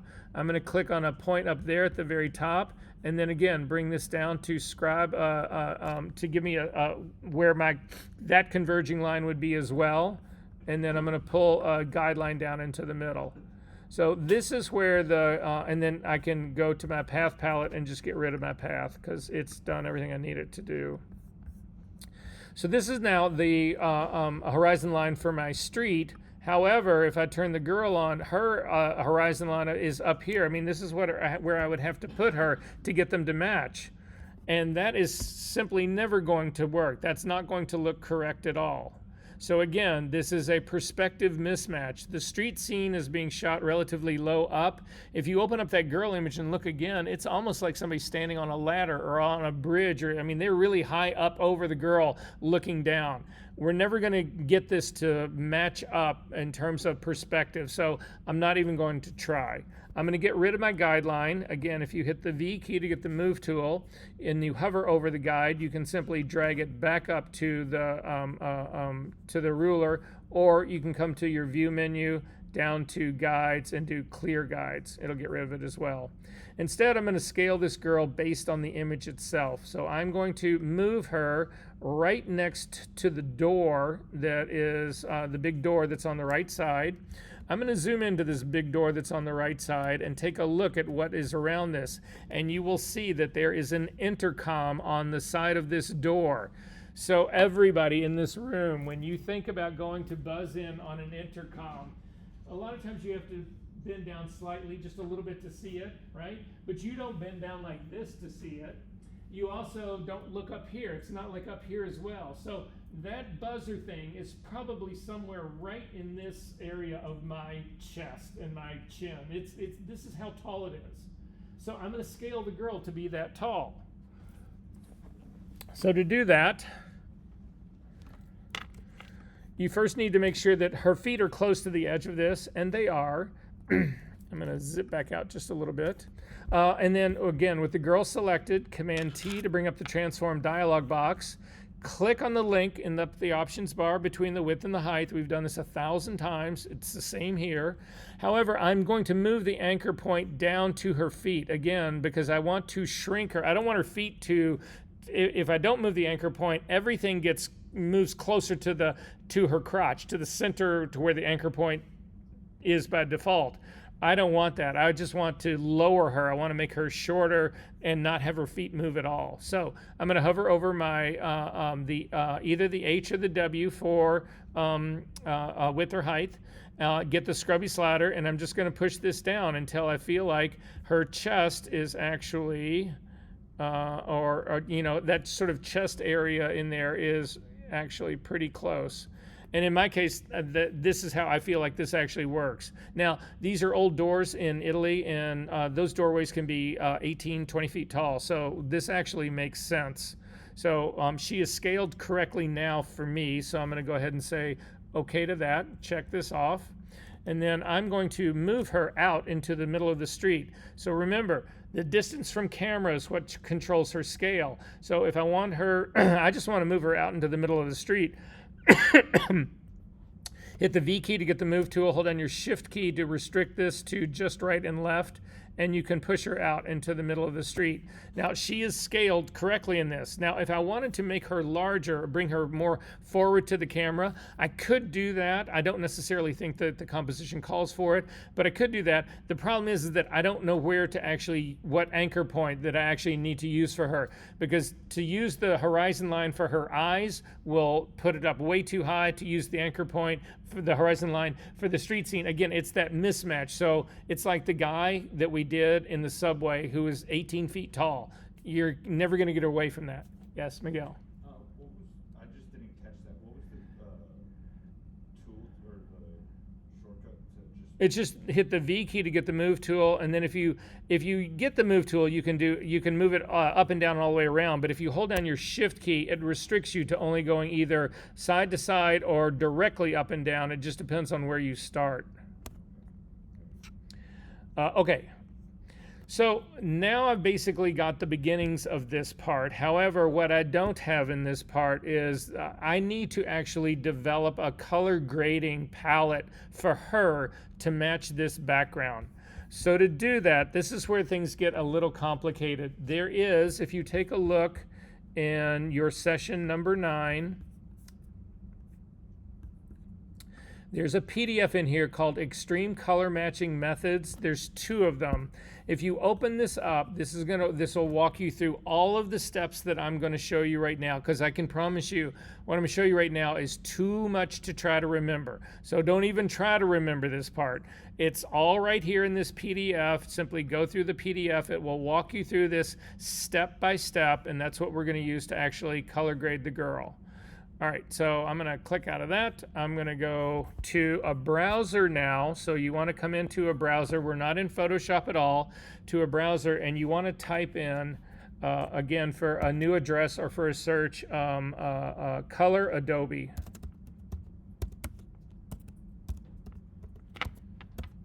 And say OK. And you can see you'll come down to this thing, and it says Adobe Color, a color palette generator. You want to click on that. And this will bring you into the place where we can actually extract the colors from the image in the background that we're trying to work with in here. So has everybody got this thing? We've got to this website. Okay, it's free. So you are going to, by default, when it opens up, you get the color wheel. You don't want to use that. You want to go to the second tab over. So on the left side, right under the word Adobe Color, click on Extract Theme, and then you are going to drag and drop your file of the background to this. You can click on Select File and navigate to it, but it's easier just to go grab it if you can.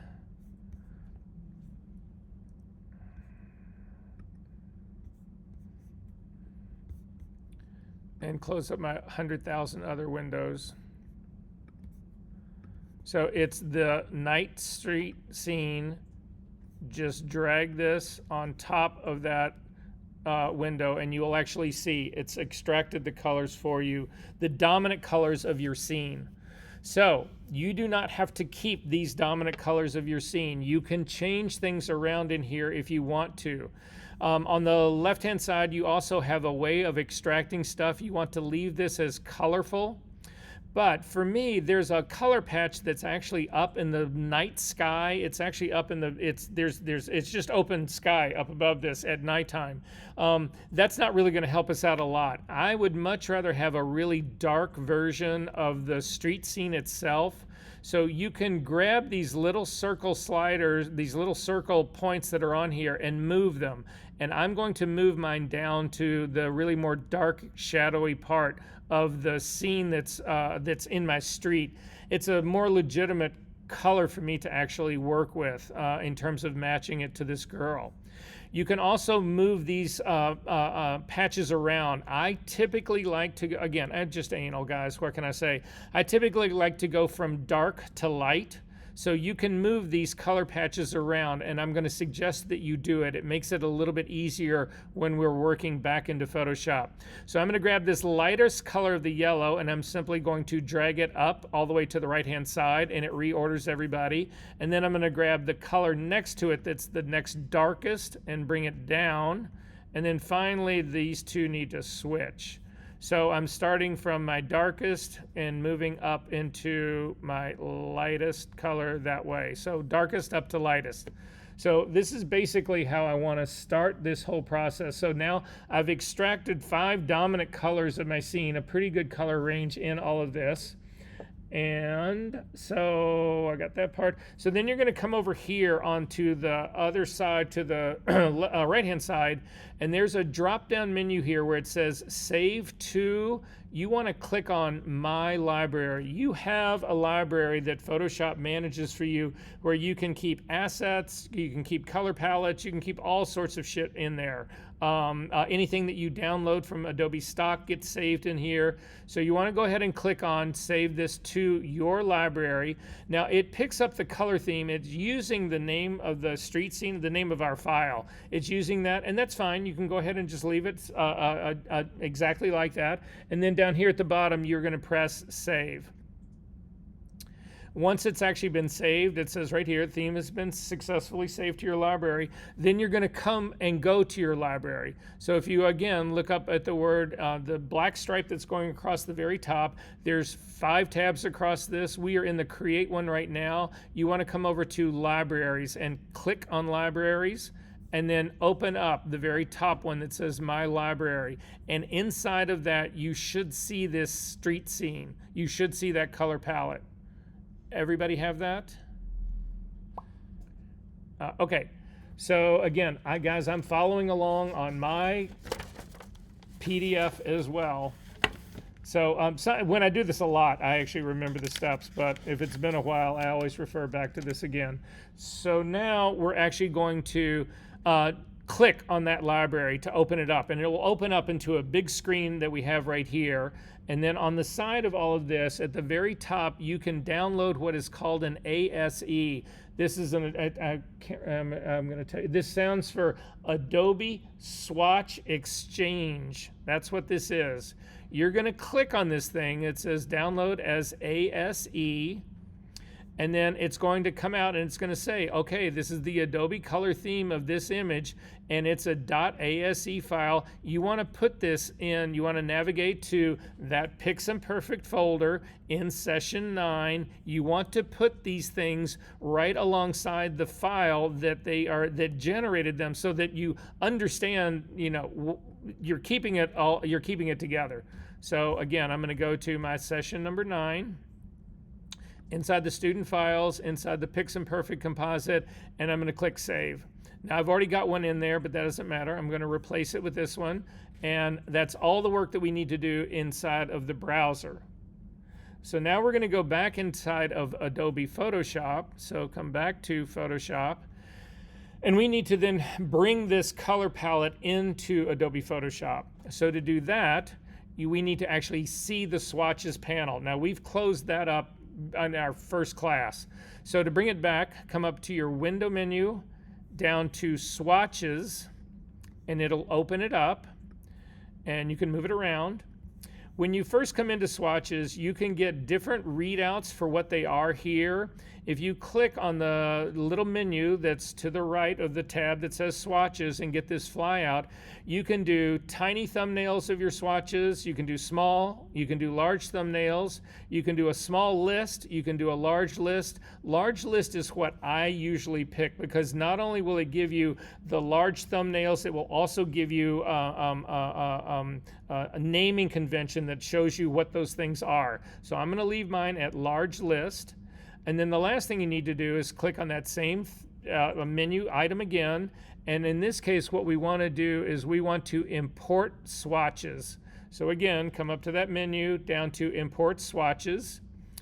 It will let you navigate to it. And what we are looking to navigate to is that week number 9 in our fold. Hang on one second.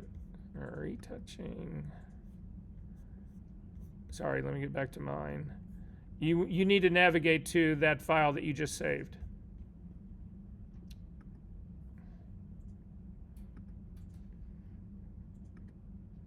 And here's mine right here, the Adobe Color Theme Night Scene, and hit open.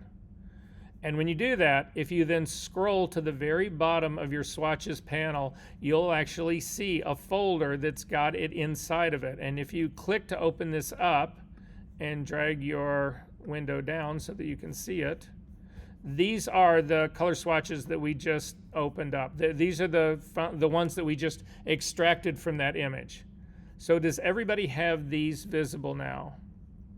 Okay, this is the tricky part now to do this. So we're going to take our time doing this, but again, this is, if you follow this step, this is the trick to actually mapping this color to the figure. So to start with, click on the figure to make it active. We're going to add an adjustment layer. The adjustment layer that we add is a gradient map. Now there are two gradient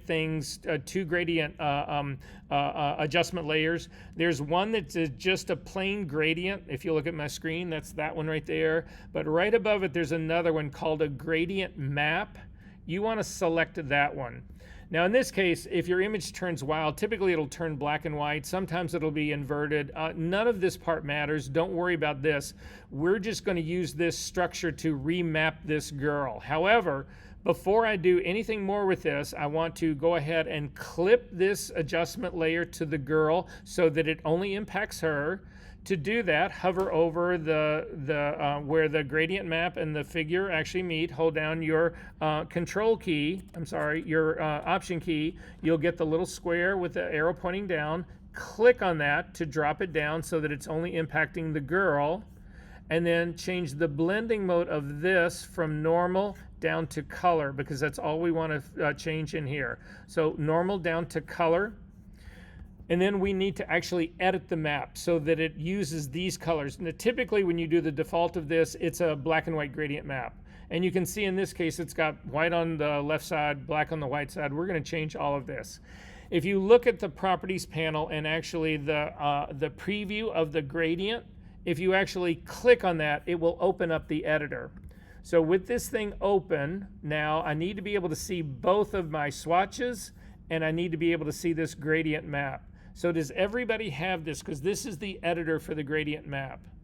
So again, if you're not here, again, you've added a gradient map adjustment layer. Click just right in the middle of this gradient that's up at the top. It will open it up, and it will allow you to actually edit this gradient map. Are we good on this part? Okay, to start with, these little stops, they call them stops at the bottom, these are the things that establish your color. And so we are going to use these to remap this image. So to start with, you want to click on the stop that's all the way to the left-hand side. Again, I'm going to do dark on the left hand to light on the right side. So that, don't worry about, all of these stops are going to get changed. So I'm going to click on that stop, and you'll see when you click on it, the editor comes open. And what you have here is a color and a location. You want to click on the color, this color swatch. It will open up your color picker, and we are going to select our first color. It's the color, the darkest of the color in the swatches. Click on that. That will automatically load the color for you. And then you need to look at your brightness level right here. The value of the brightness is your location. So you can see my brightness is 4. That means my location for this color should be 4. So I'm going to say OK to this, click on location, and type in 4. Then I'm going to set my lightest color now, just because the gradient, I don't want the gradient right now. The whole thing looks black. It's just confusing. So the stop that's on the far right hand side, if you click on that, again, you've got a color swatch. Click on it. It opens up the color picker, and you want to select on that lightest color. It's the yellow color in your image. You want to click on that. Again, you want to notice exactly where the brightness value is, because that is your location. Say OK, and then type in 95, because that was the brightness value of that. So now we've got our lightest color and our darkest color, but we need the ones that are in the middle. So you don't need to worry about where on this you just click. I'm just going to click somewhere between my darkest color and the midpoint. That's what this little diamond is. I'm going to click on the midpoint. And just click right underneath it. It will give you a new color, color stop that's there. Again, it's active, and so now I've got a color picker. I'm in a color swatch. I'm going to click on that to open up my color picker, and I'm going to select my second darkest color. That actually loads the color for me. I'm going to look at what my brightness is. It's a 25. That will be my location. So I'm going to say OK to here, and in the location, type in 25. Then I'm going to add my middle stop now. So I'm just going to, again, come up here in the top and click to put in a middle stop. Again, the color swatch is now that. Click on that to open it up. Then select your middle color. It loads it automatically. Notice the brightness is 45. That will be my location. I'm going to say OK to this and type in 45. And then finally, I've got one last color to add. So it's between my mid color and the brightest. I'm going to click on that, just right underneath it. Click on it to edit it. My color swatch is now editable, so I can click on that. And then click on this color that's actually sitting right up next to it. And again, look at my brightness value. It is a 65, so that is my location. And then say OK. You can close up your swatches now. It's done everything that you need to do with this. So now in this image now, this is the beginning of a color thing for me. However, it's not complete by any means on this. But the problem that I have right now is typically I do color after I do luminosity. So I need to do, before I adjust this color at all right now, I need to fix the luminosity part of this image. So I am going to run my check layers on top of this. So make sure that your gradient map is selected. It's the one on the very top. Come over to your actions palette and click on your check layers and run them. Now I'm going to go up to the very top of my color check layer, because that's always the one that gets turned on. I'm going to turn that off for the time being right now, and I'm going to start with my luminosity check layer. So with the luminosity check layer here, you can tell the girl looks just way too bright to be in this scene. She would never, ever, ever be that bright. But my image itself is a smart object. So instead of using a curve to make her darker, I'm actually going to use the camera raw filter on this smart object to make her darker. So, I take that back. I'm not going to do that. And the reason I'm not going to do that is that I want to kill the highlights in this. I don't want to kill the shadows. And I would be bringing, if you use exposure in camera raw, you bring everything down. That's not really what I need to do in this case. In this case, what I simply need to do is crush the highlights in this. So I am going to do that with a curve instead. So ignore what I just said. Click on the gradient map, because we need to then put a curve on top of this. So I'm going to click on add a curve to this. It'll go right above my gradient map. Hover between the curve that we just added and the gradient map because we need to clip it so that this, right now, this thing is controlling my whole image. I only want this to control the girl. So if I hover between these two, hold down my option key and clip it, now the girl is the only thing that gets affected. I'm going to simply grab my highlights on the, first off, I'm going to change this to luminosity only. And then just grab my highlights and pull them down. And you can see this is a more believable version of what's going on in this scene. And I'm going to keep pulling it down just a little bit more. And that feels a little bit better. So this is my preview on and off. I like the way that looks. So then in this scene, I'm going to turn on, I'm going to see what my color looks like right now. And you can see that in the color, she's got a lot of her face and that kind of stuff sort of fits what's going on in the scene. That's not going to be my trouble in all of this. So I don't think I need a serious color shift in this. So I'm going to turn that off and I'm really going to eyeball this. I think everything is a little bit too warm in here. So I'm going to go back to my gradient map, make it active, and I'm just going to drop the opacity of the gradient map. If you take the gradient map all the way down to 0, you remove it all. So it's somewhere in between there. And I'm just going to start to pull this down to where I feel like this actually makes sense. I'm letting some of her skin show through, some of that color and some of the red dress actually come through in here as well. So again, and I'm looking at that yellow light in here. So I'm feeling, I'm right around a 60 in here. I'm going to see what it looks like closer to a 50 just to see. No, it's got to be a little bit warmer than that. So around a 60 is working for me. However, the light is also coming from the top and it needs to come straight down. The bottom of her skirt, the bottom of her dress needs to be darker. It's actually just way too light. So this is the final trick that I'm going to show you in the last 2 minutes that we have of this class. So I am actually going to add another curve on top of this, another adjustment layer on top of this. So click, I'm going to add a curve to this. And then again, I'm going to clip it just to the girl. So hold down your option key and click to clip it to the girl. We're going to change the blending mode now to multiply. And the reason you do multiply is it just makes everything darker. However, I don't want all of her to be darker. I only want the lower part of the dress to be darker. So to fix that, I'm going to invert my mask here. So the mask that's on this, that's making her darker, I don't want it to be, I don't want to affect the whole of the girl, only part of it. So I'm going to invert it to make it black. It is now hidden. Now I'm going to grab a brush, the B key, and I'm going to make a gigantic brush, a really big brush. What you're looking for is a brush that is big enough. So what I want to do is I want this darkness to start right underneath her boobs and go down to her feet. So to do that, remember your brush, if you use a very soft brush, the center of your brush is 100% full and then it gradually fades off to the edge. I'm going to leverage that in this layer mask. So I'm going to make sure that my brush is completely soft.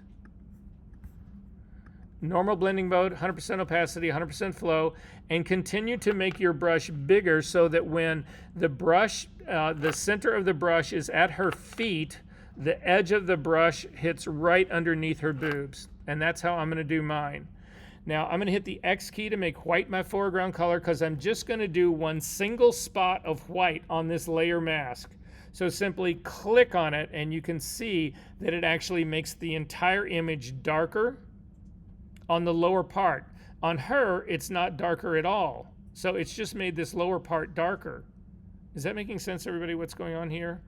Okay, I don't know that I'm really happy with the way this looks with relative to the using the blending mode for multiply. So I'm going to change this back to normal and then click on the layer on the properties itself and see if I like it better when I just drop the highlights back off of this more. And I kind of like the way this looks a little bit better. It's not so contrasty in there. Then I'm going to do the same trick again because I want the lower part. I want the part underneath the flowers to actually be darker still. So I'm going to add another curve on this. I'm going to clip it. Actually, that other curve, I want to leave it. It is at a normal blending mode, but I want to set it to luminosity. And that did not go to luminosity. I'm going to leave that at normal and just quit screwing with this to get you all out of here. So again, normal in here, I'm going to invert this, my layer mask, and then I'm going to hover over this, and this time I'm going to make my brush smaller so that the center of the brush is at her feet, but that the edge of the brush now is right underneath the flowers. Again, I'm going to click on that to add that, and then simply come to the properties of this and drop this down as well a little bit further. And then finally, last thing, I'm going to go down to my street level on the very bottom. I'm going to add, so I've just selected the street. I'm going to add an empty layer on top of that. I'm going to hit the G key to get the gradient tool. I'm just going to build a quick shadow for her. Classic gradient. In my gradient drop down type, we're going to go from foreground to transparent. It's going to be a circular gradient. And then I need to hit the X key to make black my foreground color. I'm going to click and drag a line out to give me a gradient. Command T. Again, we've done this a lot. Command T to get my to transform the gradient. Hold down my Option key so that I can flatten this. Pull this underneath her. Stretch it out just a little. Actually, I'm going to leave it right where it is. And this is extreme color correction. So if we take a look at our history, we'll do a snapshot of this. I'm going to turn off all of my corrections now.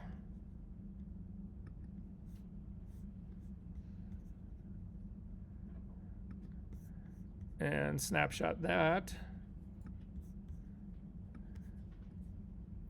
This is where I started, and that is where I ended.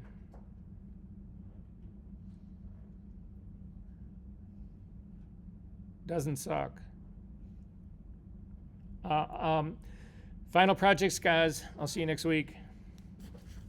Everybody got it on the sign-in sheet, right?